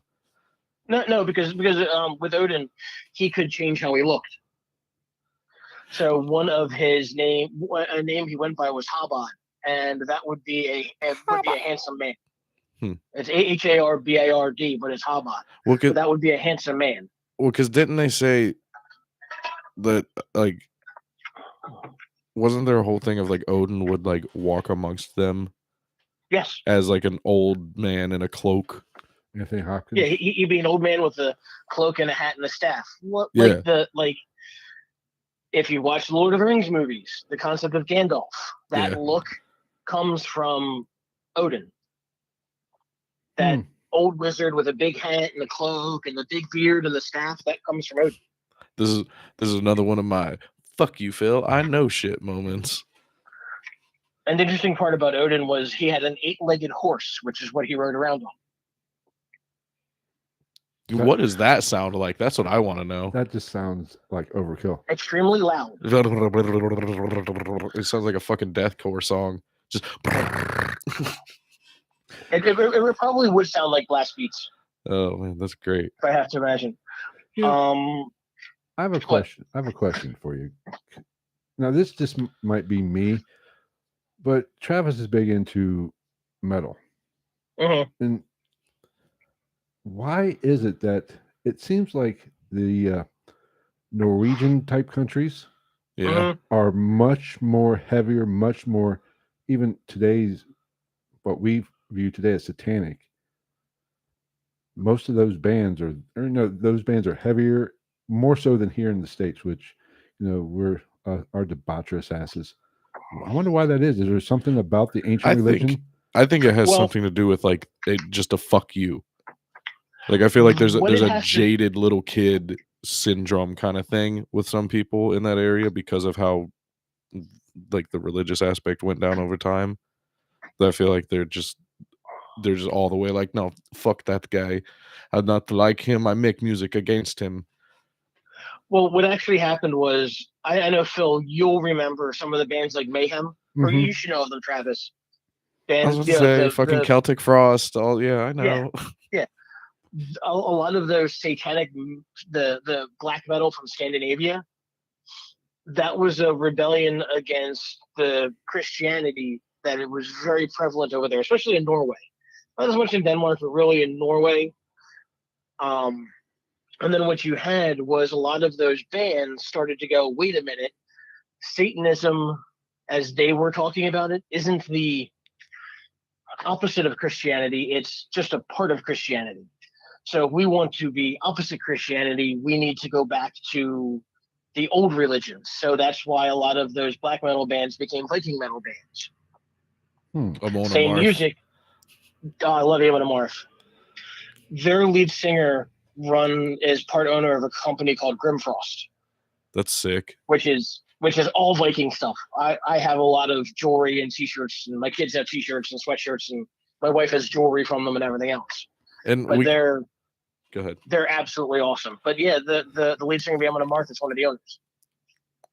Oh, that was a good ear itch. And we also have to, while we're on the subject of like Norwegian black metal and shit like that, personal opinion, it's not good.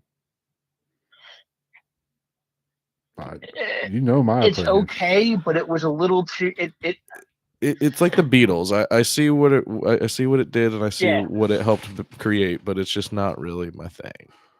Yeah, I like the Viking metal a lot better. Oh yeah, dude, I love playing Viking Christmas on Christmas. That's my Christmas music.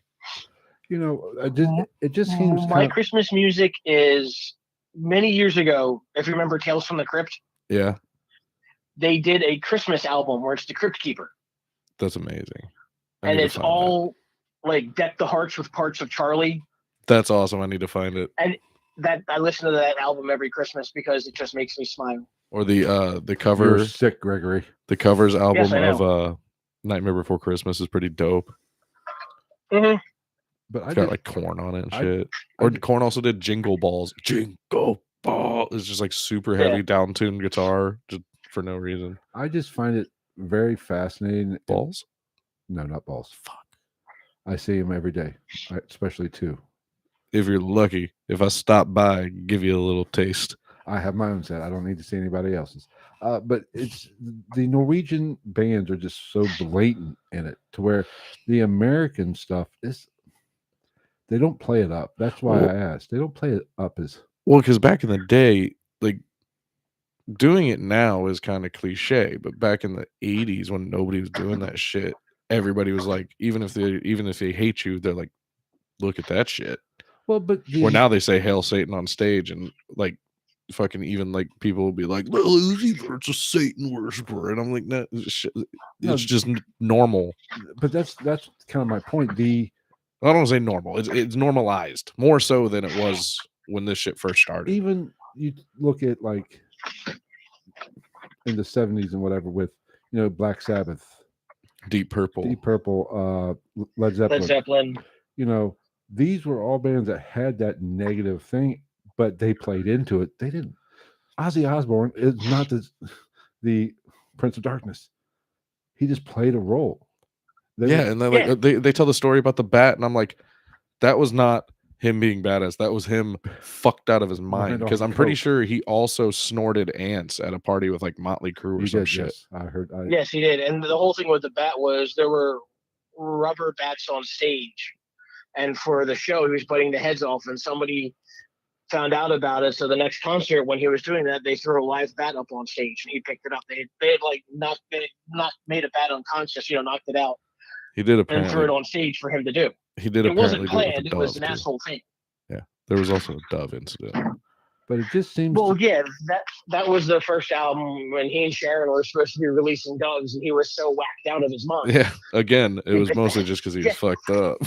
But that's kind of what makes it interesting to me is most of the Western bands and even the British bands, they just played into it. They didn't give a shit one way or the other, but they played into it to where it seems like the Norwegian shit take their shit a little bit more serious, and they're more about the lifestyle. You also have to remember, there wasn't a lot for them to do over there. Right.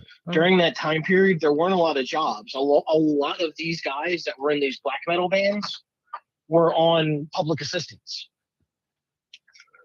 or they worked a crappy part-time job.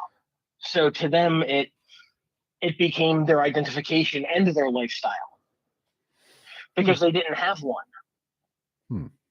Well, and they were rebelling against the institutionalized Christianity that was really blatant over there at the time.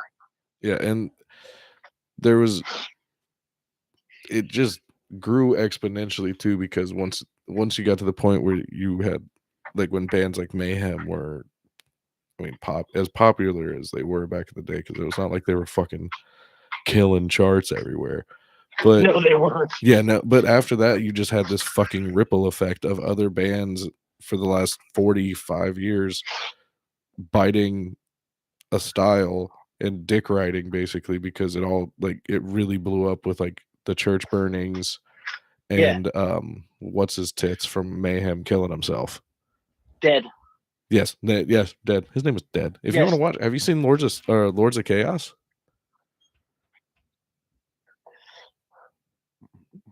Oh yeah, I love that movie. Dead okay. at. Well, I know Phil. I remember when that happened. God. When the reports were that Dead cut his wrist and then blew his head off. Do either of you need to switch oxygen tanks or anything anytime soon? Like, are we good? Are you making I fun just of switched me? mine a couple minutes ago, so I'm good. See, he already answered me, so yeah. I'm good. But yeah, like that's really where all the shit. I mean, it's still noticeable and prevalent to this day. Like, just bands like, the fuck was that? I don't know. It sounded like a fucking bobcat banging one of those 4-foot tall Barbie dolls up beside of your house. I don't know. But or yes, like fucking Whitechapel. There's a band named after one of the churches that was burnt down.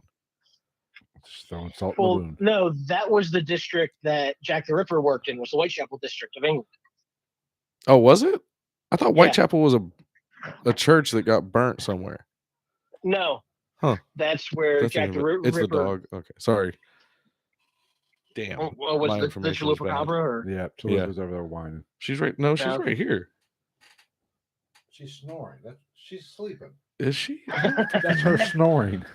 That's her snoring? Yes, her eyes are closed. It sounds like a squeaky fart. She's sleeping. Her eyes are closed. Dude, that dog's dead. No, I see. She's breathing. We're good. No, that's just residual. That's reactionary. That dog, she's been dead since 2007. Anyway, yeah, I think Whitechapel was. Maybe it was both, but I know Whitechapel was an area in that Jack the Ripper. Oh no, I'm probably wrong. Very cool. But either way, I mean, what we really need to take from this conversation is Phil Bozeman, S-tier vocalist. He's the vocalist for Whitechapel. Yeah, and he's fucking really good. Well, that's a topic I want to get into. We're gonna have to cover one day. Oh, speaking of covers, one of these days I'm going to make you watch when he covered a Suicide Silence song at the Mitch Lucker Memorial concert. Randy Bly from Lamb of God did one too and fucking killed it. Really? Oh, you didn't see those? Awesome. No, I haven't seen. Oh, it's on. Yeah, they have like full on live videos on YouTube if you search it. Randy Bly did "You Only Live Once." Phil Bozeman, and this was with Suicide Silence, or like certain members of them, depending on which one. And then Phil Bozeman did Unanswered, I think. Oh, cool! I'll have to check this out. Yeah, there's other ones. I don't remember what they are though, because I love me some Whitechapel. Yeah. All right, I have a question though for you, Greg.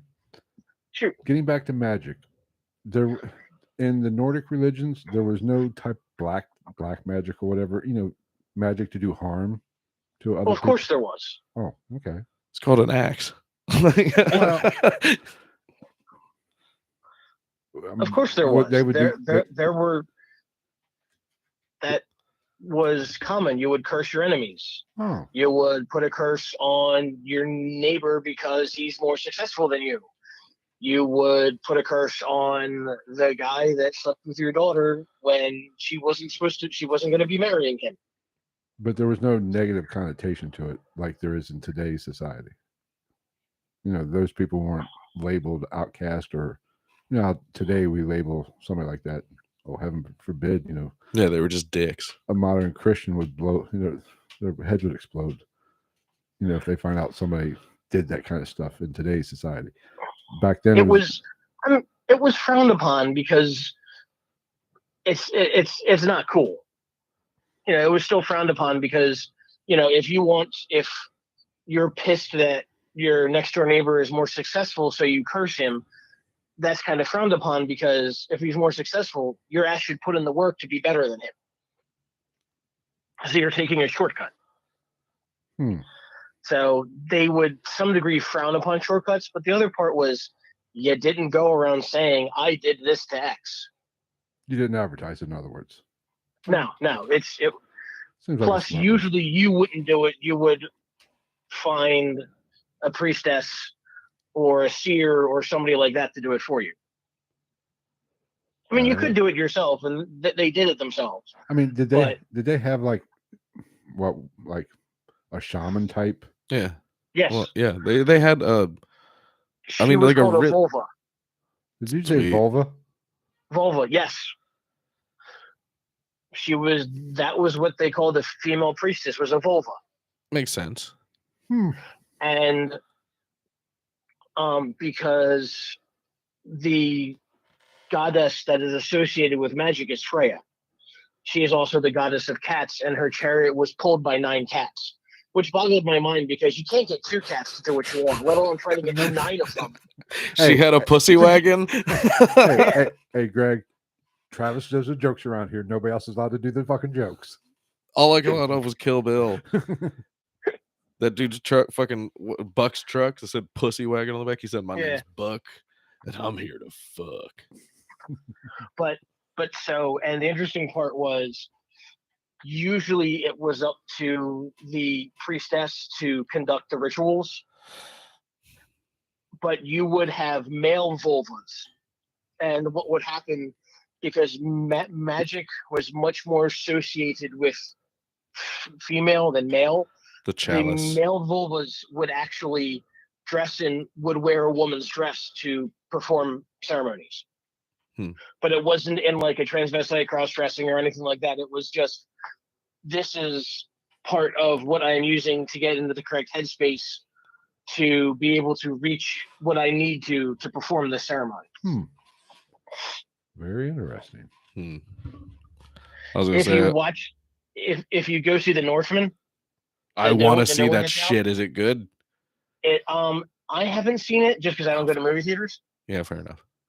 But everything I have read and heard, and from people who I know that are way more into Norse paganism than I am, and especially in like the history aspects, they've said it's very good and it is completely worth seeing. But there's a scene in which there is a male vulva doing a ritual, and he's in a woman's dress. Oh, excellent. So it's they really did a good job keeping a lot of historical stuff. Okay, no, I'm going to go a little off topic because I have heard some people talk about the Northman movie, talking about how there is a little wokeness to it. Wokeness, yes. And thinking of what you just said with that scene, you know, that could be in today's terms thinking of, you know, them playing up to all those letters, which I can't remember. LGBTQ Mafia. Yeah, that's I just call it the Alphabet Mafia. Maybe it's been misinterpreted as them playing up to that, but from what you just said, that was actually practiced back then. So it really had no modern society take to it at all. Correct. Yeah, there's no, we're doing this because we want to be woke. No, that was just what was done. But it wasn't done out of any sexuality ideas or gender preference or anything like that. It was part of ritual work. So maybe the director and producers weren't taking a social stand. They were just being accurate in the fucking telling of a story. Yes, they were being extremely accurate in the telling of the story. But that doesn't sell get clicks in modern times. So we have to. Yeah. Well, and I mean, we're talking about a society that arguably values the female aspect of that society more than most modern people do. Well, in general, Norse society, women did have more freedoms. They could own property. They could ask for divorce. They were warriors. Now, nobody knows to what degree. They don't think it was like you see on Vikings with, you had, 30 women on the ship along with 40 guys. Nobody really knows. But there were female warriors. I like to think that it was like that. Like, that makes it even more badass to me. If it's just like, it does. If there's just like a whole boat of just women, and they're like, look at these women, they come to plunder my lands as if they could do such a thing. And then, like, just in the middle of that, just fucking sword in the face. That's what's kind of amusing to me a little bit. These ancient religions did not treat women the same way as Christianity did.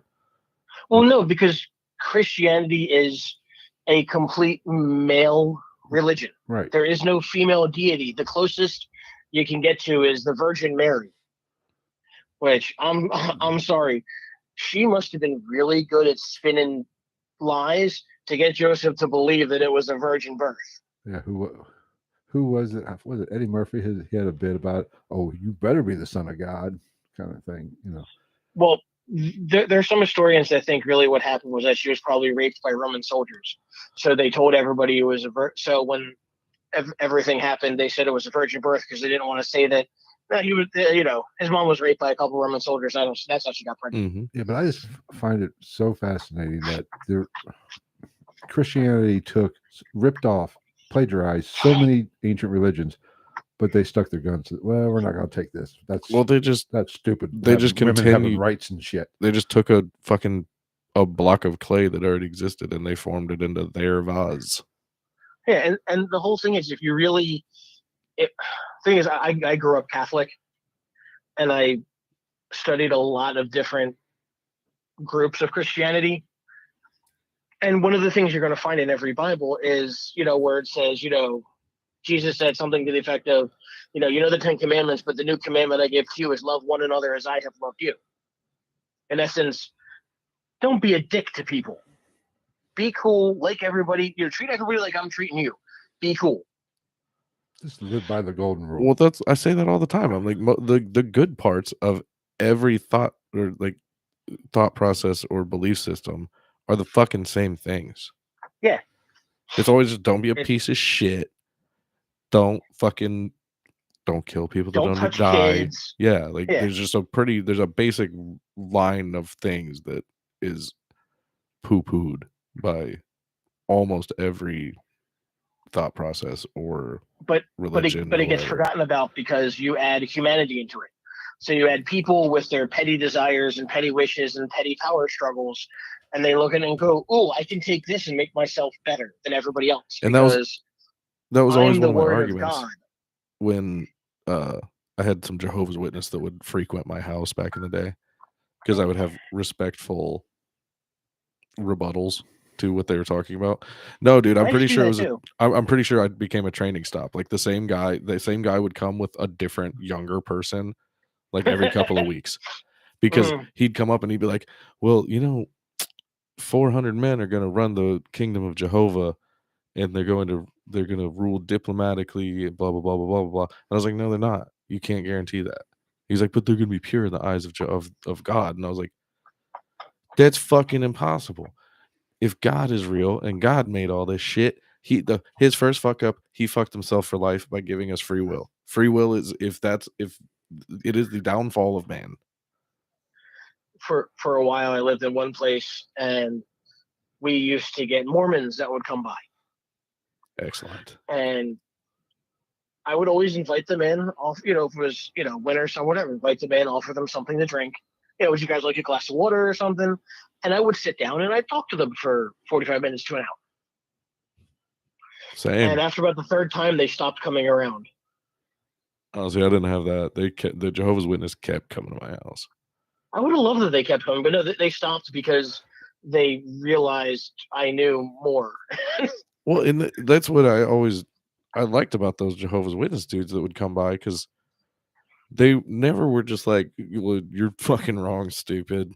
They're like, "Okay, well, this." And I was like, "Okay, as long as I'll play ping pong with the facts. Like, we can do this. Like, nobody gets angry.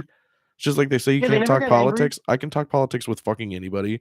And Yeah, they weren't mean. yeah, like 1% of the time somebody would get mad because I'm like, I don't really fucking care that much, but like here's what I think. Yeah. I don't know. I do have one question I have to bring up About Gregory and his experience with his belief system that he has chosen to follow. Shoot. Do you have and you know where this is gonna go. Do you wear jewelry or have any tattoos that Oh yeah. center? Do you ever have a problem with somebody mistaking it for a tie to racism? Honestly, no. I have been wearing Thor's hammer Mjolnir pendant for years, and I have never once had anybody look at me and ask me if I was racist or I was a white supremacist or anything like that. I've never gotten that, and I don't know why people do. Well, it's because there's there's groups out there that do align themselves with a Norse thing, whatever it may be. I have known many white supremacists who espouse Norse paganism as their religious beliefs. Yeah. And if you really want to go by it, there's no way in hell Norse paganism has anything to do with one person being supreme over another, considering that they traded all over the world. And I'm not saying it does. It's just it's something that had to be brought up, I think. Well, you also have to understand a lot of that comes from neo-Nazism and the Nazis using some of the Norse runes for their symbols. Yeah. So that's kind of. I mean, I understand it, but I'm not saying it's true. I'm just saying that, you know what I mean? Like there's people out there and other people are going to think things because of those people. Well, that's what's kind of interesting about it. Everybody knows the most common and the most well-known is the swastika. Yeah. Which is a sign of peace in Hinduism. Yeah. It's a sun wheel. Yeah. And the Nazi party took that and fucked it up for eternity. Mm-hmm. Yes. But I wonder why some of the other stuff isn't so much mainstream. Well, the lightning bolts on the SS uniforms are runes, but that's so small and people look at them as lightning bolts, not runes. Oh. Yeah. And the other thing is the swastika was on everything. Right, that's true. That was kind of the. If you grew up in the 90s and watched the History Channel, we used to call it the Hitler Channel because there was always something on the Third Reich on. Oh, it's still today. I saw 3 or 4 things today when I was flipping the guide. I still watch it. Oh yeah. Oh, all the time. But that's the whole thing, is because that was on their flags, their armbands, their pins, their uniforms, their vehicles. It was everywhere and anywhere. If you watch movies like Triumph of Will and you see the pageants, they had people holding 5,000 people holding torches and a swastika symbol walking. Right. So it was their main symbol. So that's why no matter what any culture or anybody else wants to say, you can't use that symbol. Yes. We all know what it means, what it really means, but unfortunately, maybe 2,000 years from now, it'll be able to be used again for what it actually is. Adolf fucked it up for everybody. I was gonna say, how long do you think it's gonna be until the name Adolf is openly used again to name kids? It should never be that. For one, it's a shitty name beforehand. Go ahead. Adolf Hitler's family after World War II swore that they would never have children to let the last name die out. Yeah. I was like, damn, I don't know about all that. No, there's a couple cousins or something, I think, still alive in Germany that are in their 80s or 90s. But they all swore to never have children. Wouldn't it just be simpler to change your fucking name instead of kill off the family? Well, back then they didn't understand genetics and how they could have kids and it wouldn't mean that they were going to have another Hitler. Right. It was just more the shame of what he did. I can see that. And to kind of say, we're sorry and we're going to let this go away. We're going to end this line and this name. So we're falling on the sword for. Yeah, if every fucking 2 generations of that family lineage, it was like that. Okay, so this was Hitler. 40 like 1200 years ago. Genghis Khan, same family. But Genghis had plenty of offspring. Well, yeah, there's still What is like, it? 1 in 10. 1/4 of Europe Right? has genetic markers from him. Yeah, I think 1 in what was it? 1 in 100 people or something like that. like have Yeah, some in- type of genetic connection to world. him. Yeah, In the world, have Yeah. a connection. Well, when you have like 1,000 concubines, like fuck.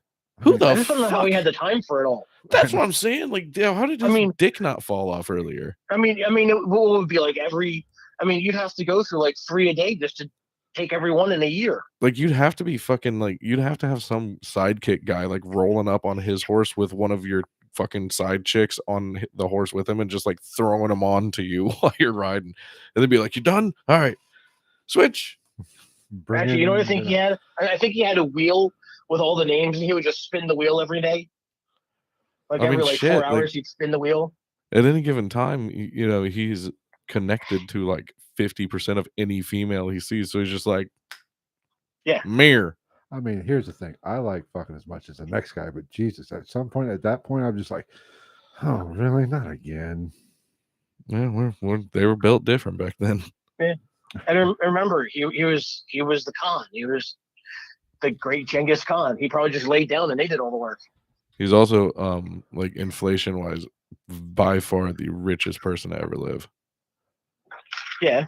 Like they say there's not a trillionaire that hasn't been one, but like if you inflate it and take what his land and like just possessions in general on top of like monetary value, he was like he had like 20 or 30 trillion dollars worth of shit in land. And he actually killed his conquest and everything, killed enough people to lower the Earth's average temperature by like a degree or two, and allowed a lot of Europe to be reforested.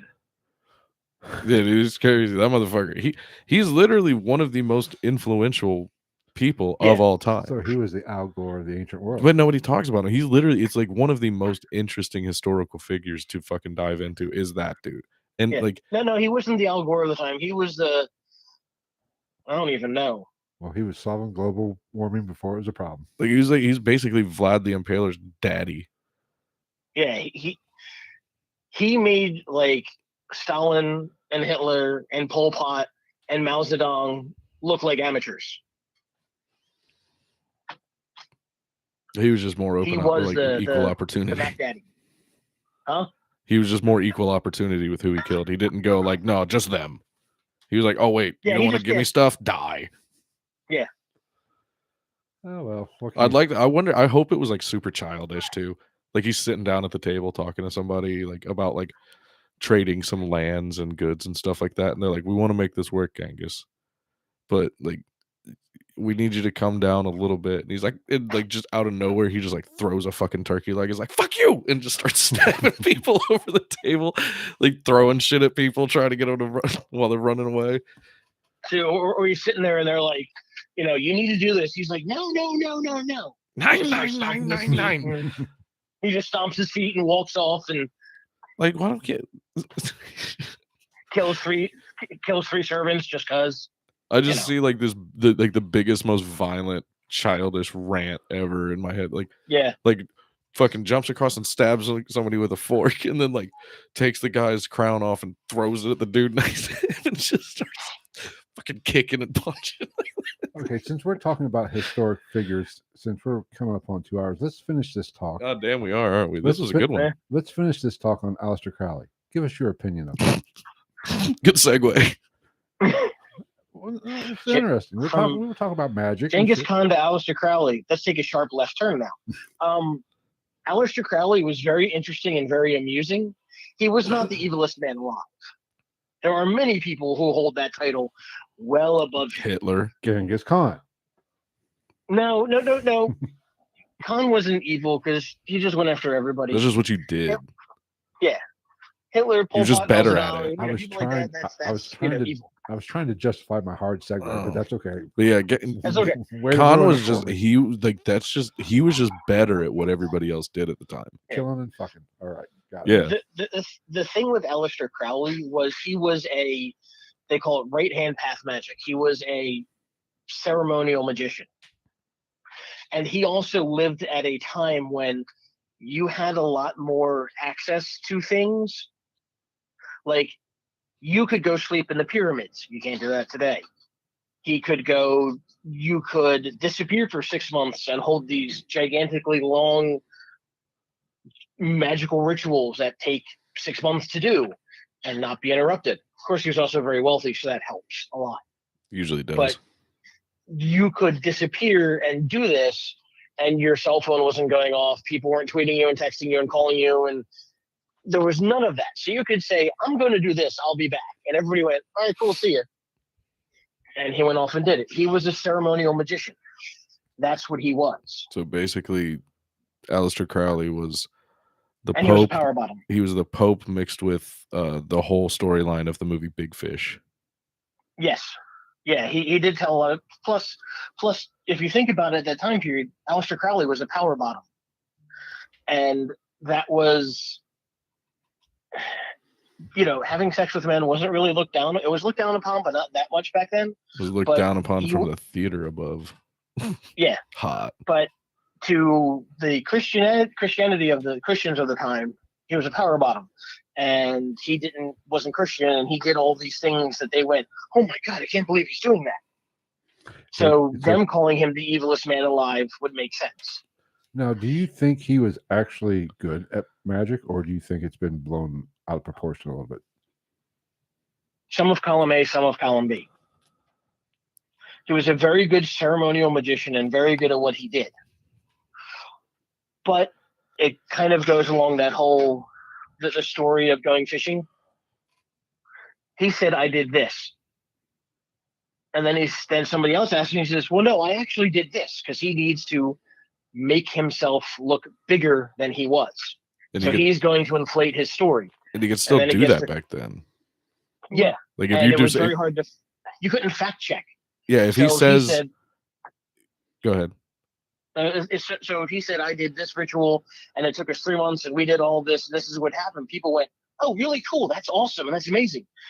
Because you couldn't dispute it. Yeah, because he's doing this stuff in like fucking Morocco. Yeah. So nobody let me phone my buddy Jim. Yeah, or the house on Loch Ness that was bought by the one guy from Led Zeppelin. Jimmy Page. Jimmy Page. So that house is very haunted anyway. Right. But Crowley was a very amazing, intelligent ceremonial magician.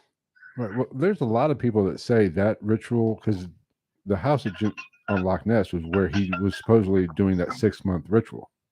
Yeah. And he did not finish it. And there's many people that believe he opened the door, and since he did not finish it, it's remained open.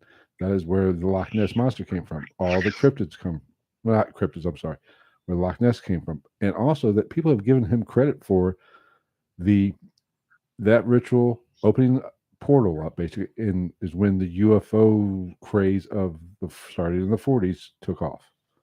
No, because if you look at rock art from the American Midwest, from First Nations people from 3,000 years ago, they were talking about aliens. Right. And if you look at South America and a lot of their temples, they're talking about beings from the sky that taught them things. The Christian Bible with Ezekiel going up into the sky and coming back down.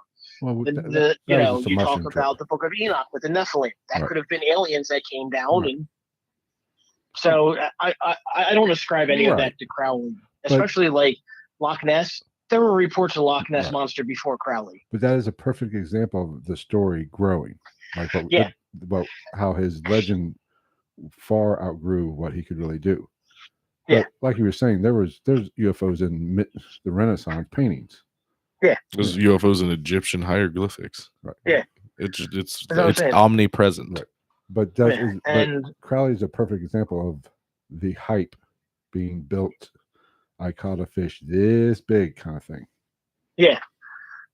Yeah, as I said, you caught a fish that was 8 inches. 2 years later, it's a great white shark. Right. It's plus the thing about Aleister Crowley was he hated LRH. He hated what? I'm sorry. L. Ron Hubbard from Scientology. Oh yeah. I heard the best thing he said about him was that he was interesting. Yeah, they did do ritual work together a little bit. Didn't those two plus what was it? H.P. Lovecraft? Wasn't he involved in that with him, or who was the other one? No, it wasn't H.P. Lovecraft. Who It was was I forget who it was. Oh, I fucking. Oh, fuck. I have to pull up my notes, but it was Crowley, or because. Well, I'm pretty sure somebody Hubbard, that was like close to Crowley No, it ended was- up going with L. Ron Hubbard. It was some, No, it was somebody that was oh, kind of in between L. Ron Right. Hubbard and Crowley. Oh, He what knew the both fuck? of them, and what the fuck? L. was his Ron name? Hubbard stole his girlfriend, Right. Yeah. What a and dick. so he tried to do some magical ritual against L. Ron Hubbard, like in a hotel room, like traveled with all the stuff he needed in his robes and everything. Yeah, I think we covered. So, I was gonna say it's too late because L. Ron Hubbard was already doing a magical thing with that guy's girlfriend, apparently. Yeah. He was doing it with a lot of people's girlfriends, actually. That's going to drive me crazy. We'll think of it after we But stop. I know we talked about it in our Scientology episode. in our Crowley episode. I know we Yeah. talked about it. Yeah. And No, it- Phil wouldn't let me do a Scientology episode forever. I think I finally got him in. oh, we're You gonna. have to do a Scientology. That's what I said. I don't want Tom. You know how bad it would look if I had to kick Tom Cruise in the nuts. Of course, I don't have to raise my foot up. I was gonna about say, 2 yeah. inches. So who cares? Fuck Tom Cruise. I don't need. Scientology is so much fun to make fun of. But I It's don't. so easy. I'd be more worried about John Travolta. They don't fuck around. They come after you. What do they have? What can they come after? I don't have. It's not like much. they're shutting down our fucking income stream. They just start another YouTube channel and shit, and just be like, "Well, there you go, guys. Here we are." Maybe we'll do. Ghost of the Night too, you know. Maybe we'll do a Scientology fucking episode here soon. But I'd like to do the L. Ron Hubbard story, not necessarily Scientology, I mean, it's this one and the same. but kind of deal with Most of the most interesting shit about L. Ron Hubbard happened before the Church of Scientology was Right. formed, when he was in the military. right. The fucking weirdo. I mean, let's be honest. There's not much. He was an idiot in the military. That's what I'm saying. But it Mhm. was fucking funny and it's fun to talk about. Oh yeah, he launched torpedoes at something that wasn't there. Yeah, that it was known that there was nothing really there, Yeah. and he also engaged in battle with an inhabited Mexican island. Yeah. Well, No, it wasn't battle. That was target practice. Like he was Yeah, target testing. He was practice. doing weapons testing on a populated fucking Mexican island. you know, don't waste it. He was like, "I didn't know." We will do a Scientology episode. Yeah, fuck you guys. Maybe because we got I'm gonna try to get Leah Ramini on here. we got to actually sit down and plan a few more episodes because we only got three more planned after this. Sure. Yeah. I knew we only had a couple because I know I got two. Do I have next week? I have next week. Yeah, you have next week. Yeah. And then And then the week after that. Yeah, we have next week is Travis Walton. Yeah. Then I have the Solder Kids, Mm-hmm. and then we're doing Pee Wee serial- Gaskins. yeah, serial killer. That's all we have planned. Of course, there'll be a week off in between there. Yeah. So we're a month out. Yeah. That see, Yeah. Here we See, go. now that was a good segue. Good job, Phil. I do have some podcasting skills, not many. I'm just here for my good looks. I don't know why the fuck I'm here. Because you bring the funny. I'm at least a little informative sometimes. You're more informative than me. So what else you want to talk? Is there anything else you want to cover on this topic before we just start shooting the shit with people that are still watching? Not really. I mean, Well, let me I ask was you. just kind of, Let me ask you a personal question. How much shit have you taken for your religious beliefs? a lot. I mean, does it piss you off, or does you just say, fuck off kind of thing? It used to make me angry because it was always I'm not saying anything to you. Why are you saying something to me? But now it's just become more of an amusement Right. because I've heard all the arguments. I've heard all of the insults. I've heard it all. And nobody's come up with anything new in a long time. So now it just kind of becomes funny. Well, and I say all that, like my big thing with it too, because of how I look at things, is when somebody gets fucking pissed off, I'm always like, it's never me that gets pissed off. And from my personal experience, the only reason you're fucking pissed off because I'm not agreeing with you is because you already are negatively questioning your belief system and are forcing yourself to defend it to the point of anger because you don't fucking know either, but that's your way. Right. Yeah. Go ahead. I mean, what about? I mean, I'm assuming is your wife also a practitioner, or does she just let you do what you want to do? She's Southern Baptist. So now that's a combination. It's like baby. the odd couple. But she was raised Southern Baptist, but from being with me and knowing me and everything I've talked to her about, she's kind of leaning more towards a more pagan approach to things. But we kind of we each have our own beliefs, and the kids know about both of them, and whichever ones they want to choose when they get older is fine with us. And here's my philosophy on all this. Believe everything. Fuck it. Eventually you're going to be right. Because let's be honest. If there is definitely a heaven type, just for lack of a better term, a heaven type place, somebody's wrong. Only one group's right. There's going to be a lot of pissed off individuals. Or everybody's right. So me being the pragmatist that I am, I just take a little bit of fucking everything. I'm trying to cover all my bases. I always said nobody's right and nobody's wrong. Right. There's a giant thing at the top of a mountain that says truth, and everybody's climbing to find the truth. And you see little bits and pieces, and that's what people take as the truth, but it's not. It's just a little piece. Before we get out here, let me ask you a question that just popped in my head. What is your take with your religion or your religious background on the spirit world or ghost or demons or whatever? How does that fit into your religious thinking? There's ghosts make perfect sense. They exist.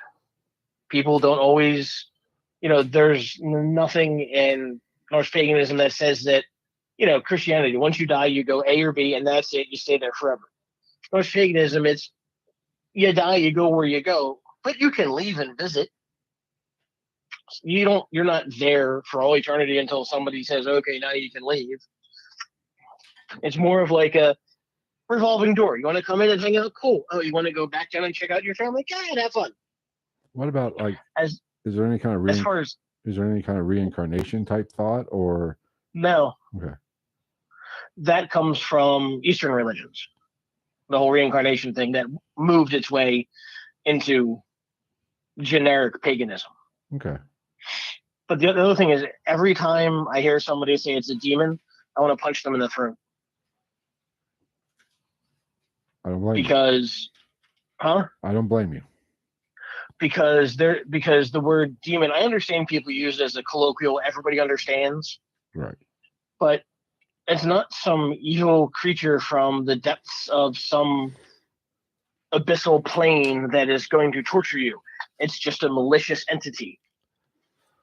Or probably more often, it was never human to begin with. It's been here before humanity. Right. And we are just ascribing to it our moral belief system to try and figure out what it's doing. And then the whole time it's just like a fucking stegosaurus that's like, bitch, I'm a dinosaur. I don't give a fuck about your rules. Exactly. But it's spirits that have been here before humanity ever graced this planet, and it's just people go, I don't understand it, so it must be a demon. And the whole, we're going to exorcise the demon. And I always ask, do you put it on a treadmill or an elliptical first? A little light jogging. A little light jogging, yeah, that could work. The J is soft. Maybe some yoga. They start out with a little yoga, probably. I think demons do yoga. Most probably. They have to be pretty nimble to climb those walls and ceilings and everything. So right, yeah, turn heads 360. It makes sense. You gotta be flexible. But no, that's why I watch a lot of the paranormal shows because they make me laugh. Right. And especially, I'm not going to name the one, but it's a demon, bro. Yeah. It just makes me laugh because I just sit there and want to say, it's not a demon. I know you're on TV and you got to play it up for the camera, and I get it. I understand. But that's why I love those shows, though, is because it's like that and it's entertaining. But I'll even admit, not on the demon standpoint, but just in general, even on some of the less scientific shows, every once in a while there'll still be something that I'm like, well, that's pretty cool. Like, Yeah, I mean, it's like every once in a while they get a piece of evidence where you're going, I wasn't expecting oh that. shit! Look at that. Wow, Little that's some good Susie. evidence. Little Susie come to play with the light up teddy bear. But yeah, you never know when that moment's going to happen. no, and I know it's old for TV, but like you guys said, they're too loud. Right. They're always all over each other. It's always this high energy thing where it's, if you're gonna go ghost hunting, go and with a couple people and just be quiet and be chill and split up and get whatever evidence you want to try and get, and then meet back and discuss it. Right. See what you get. Become one with the energy in the room. That's how you. Yeah, don't be all over everybody because it doesn't work that way. Right.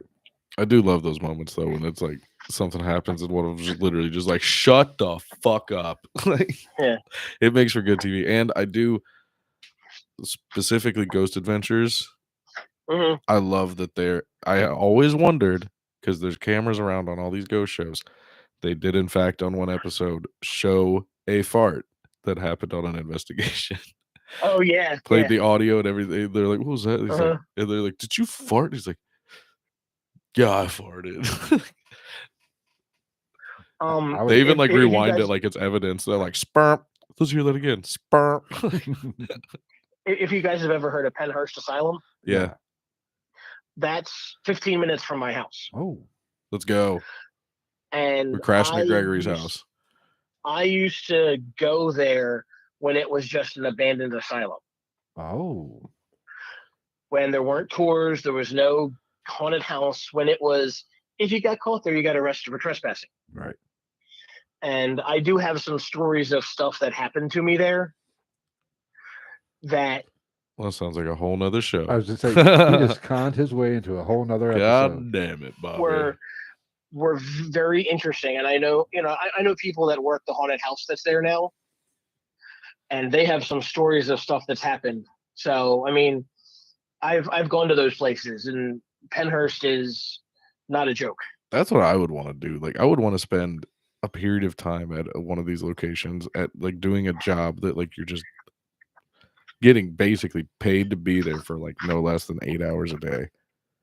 And I feel like those are the people that are like, yeah, I mean, you might get some cool shit, but like little weird shit's gonna happen a lot. Just gotta pay attention.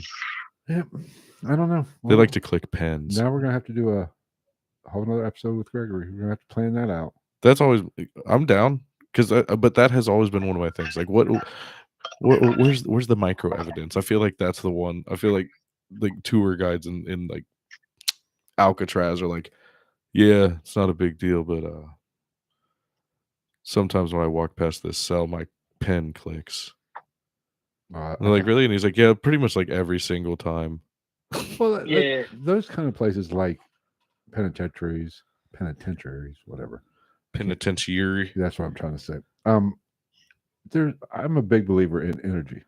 Yeah, and it's literally a fucking bunch of metal boxes where motherfuckers killed each other. Not rampantly. Right, but the death and the pain and the suffering that was in that fucking place, or any of those type places, had to leave an imprint. Right? Yeah, at least the feeling of heaviness that's why people get so emotional in those places, because they're feeling that pain. Now, you can say that that could have sparked more of a residual type haunting. So I don't know. I mean, I think energy has a lot to do with it, and imprinting on the atmosphere. And in Philadelphia, you have Eastern State Penitentiary, and they do a haunted house there too every year, and it's open for tours. And it was originally built with the idea of one person per cell, with only a Bible, no talking, and you were only outside in the yard for like an hour a day. But the yard was attached to your cell, and you weren't around anybody else. Super Shawshank style. And people went crazy. They also had Al Capone there for a little while. Is Eastern State the place where the hole was like literally into the side of a mountain or some shit? No, Eastern State Penitentiary is right in the middle of Philadelphia. Yeah, it's right downtown. What the fuck place is that? There's a jail where like Oh no, I think it's in like Arizona or some shit, where like the hole is literally just like a fucking hole in the side of a mountain. Yeah, they just With, put like, you in there, close the door. Yeah, and, with no lights and Yeah. shit. Mhm. They're like, these are bloodstains from somebody that killed themselves. And I'm like, I don't believe that, but Jesus Christ. Why is it still red? It's been 70 years. That doesn't make sense. All right. Well, now we know what we're gonna have to plan out another episode now Excellent. and get his experience at that. Back before it was over. No, I don't want to say overhyped, but overhunted or over investigated. Yeah, it wasn't open for investigations. Right. You weren't supposed to be there. And when they closed up Penhurst, they literally just took the people out, locked the doors, and left everything there. Yeah. So he got the raw activity. Yeah. So that'll be good. It's most of the activity that happens in prison. So we will plan a whole episode around that and have him back and kind of see what Every episode fucking 186. Raw. All right. Okay, what else you want? That's the name of the episode. Raw Activity is the name of the episode. It's like a Raw stand-up dog. special from the early 90s. Phil and Travis present Raw Activity. Yeah. Anyway.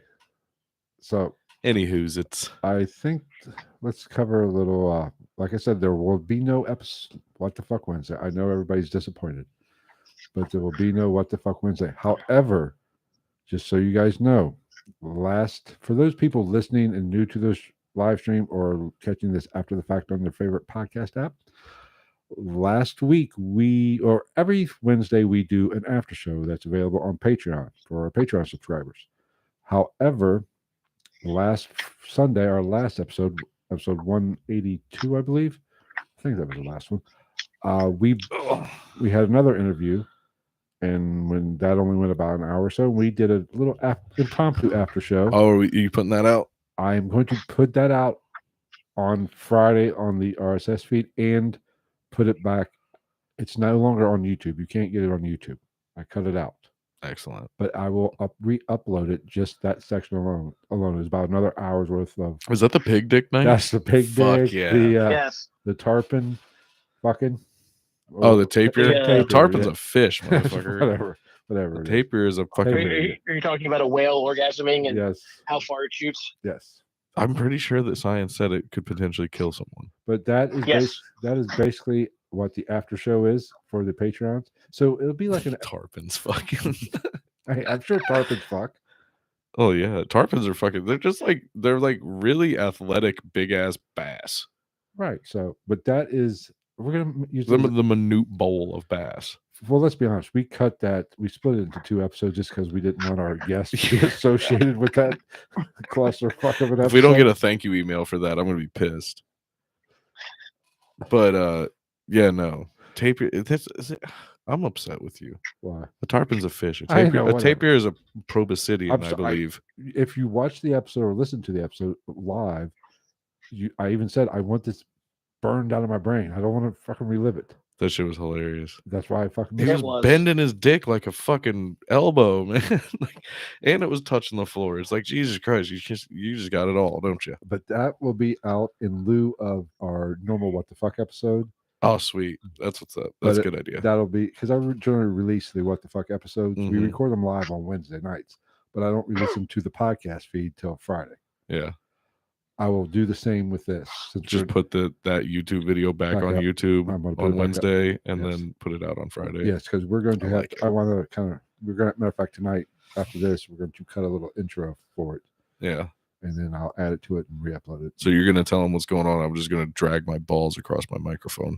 But, Mike, that's fine as long as it's not my forehead. I don't give a shit. Oh god, this microphone's gonna smell like fucking frozen shrimp and vinegar. Yes, but that will be the game plan for this week. Dragging his balls across the microphone. You like dragons? Oh, that reminds me. Oh, go on. Game of Thrones prequels. Oh. starts in August. Damn, I thought that was gonna take a way harder left turn. No, Shit. I've learned not to do that with you. I thought you were gonna ask me to drag my balls across your forehead. You can drag your balls anywhere you want, just not in my general vicinity. Well, I feel like that's negotiable. That did not seem like Just- hardcore contract terms. I was gonna say, just remember, he said general, not immediate. Two hot and readies from Little Caesars and a fucking chicken burrito bowl. I bet you I'm in there like swimwear. Probably. I'm such a slut. I'm easily bribed. Just pubes and forehead. It sounds like an Armenian person shaving. Just All right. Let's see. Everybody that was in the chat, we greatly had some new faces. We appreciate that, and a lot of the old faces. The one face, Welcome, the one fuckers. face we didn't have in there, he was on the phone with us, so we'll excuse his absence from the chat room. Who else can we ostracize and say wasn't here? I think all the regulars were here. Oh, fuck me in the ass. Yeah, all the regulars were here. It's fucking 10:40. Yes. Oh my god. Yes, that's why we got to get out of here. Yeah, fuck. I'm old. Gregory's like, I have children. I'm an adult. I don't even know what 11 o'clock is. All right, everybody. We greatly appreciate. I work second shift, dude. I'm up till 12:30 at night at work. Yeah. So on Wednesday nights, I listen to you guys at work, and Excellent. it gets me through my Wednesday night. We're here for your. I know. I listening love pleasure. that's so cool. I love when people say stuff like that. I'm like, I'm glad I can help be that guy for you. All right, everybody. We are going to Oh, get out. shucks. We are going to get out of here.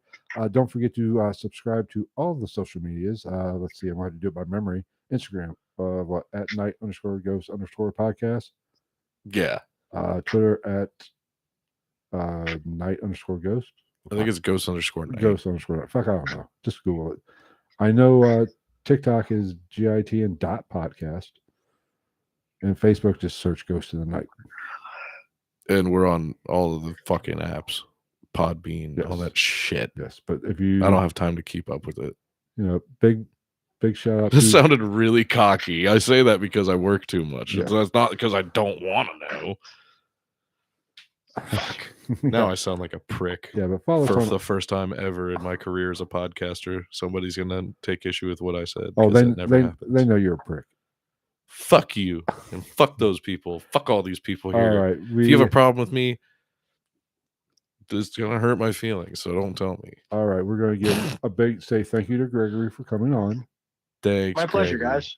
and Everybody in the chat, say thank you right now. right now, say it before we I get out of raised here. you better than this. Yeah, be sure to like and share and subscribe and all that happy shit. That's Do all. the stuff. Press the buttons. Fucking. Just give us your money. Basically, just give us all your money. Most importantly, share. It's the best thing you can do with your money. All right, we're going to get out of here. We will see you officially next Sunday with the Travis Walton story. Yeah, I might be a little hungover, but yeah. Why? Oh, that's right. Yeah, you get that. Yeah. Yeah. So what you're telling me is I better do some research just in case. No, I'll do the research. It's the delivery of the research that's questionable at that point. All right, guys. We thank you. We thank Gregory. We thank everybody. We love you. We will see you later. Good night. Good night, guys. Oh.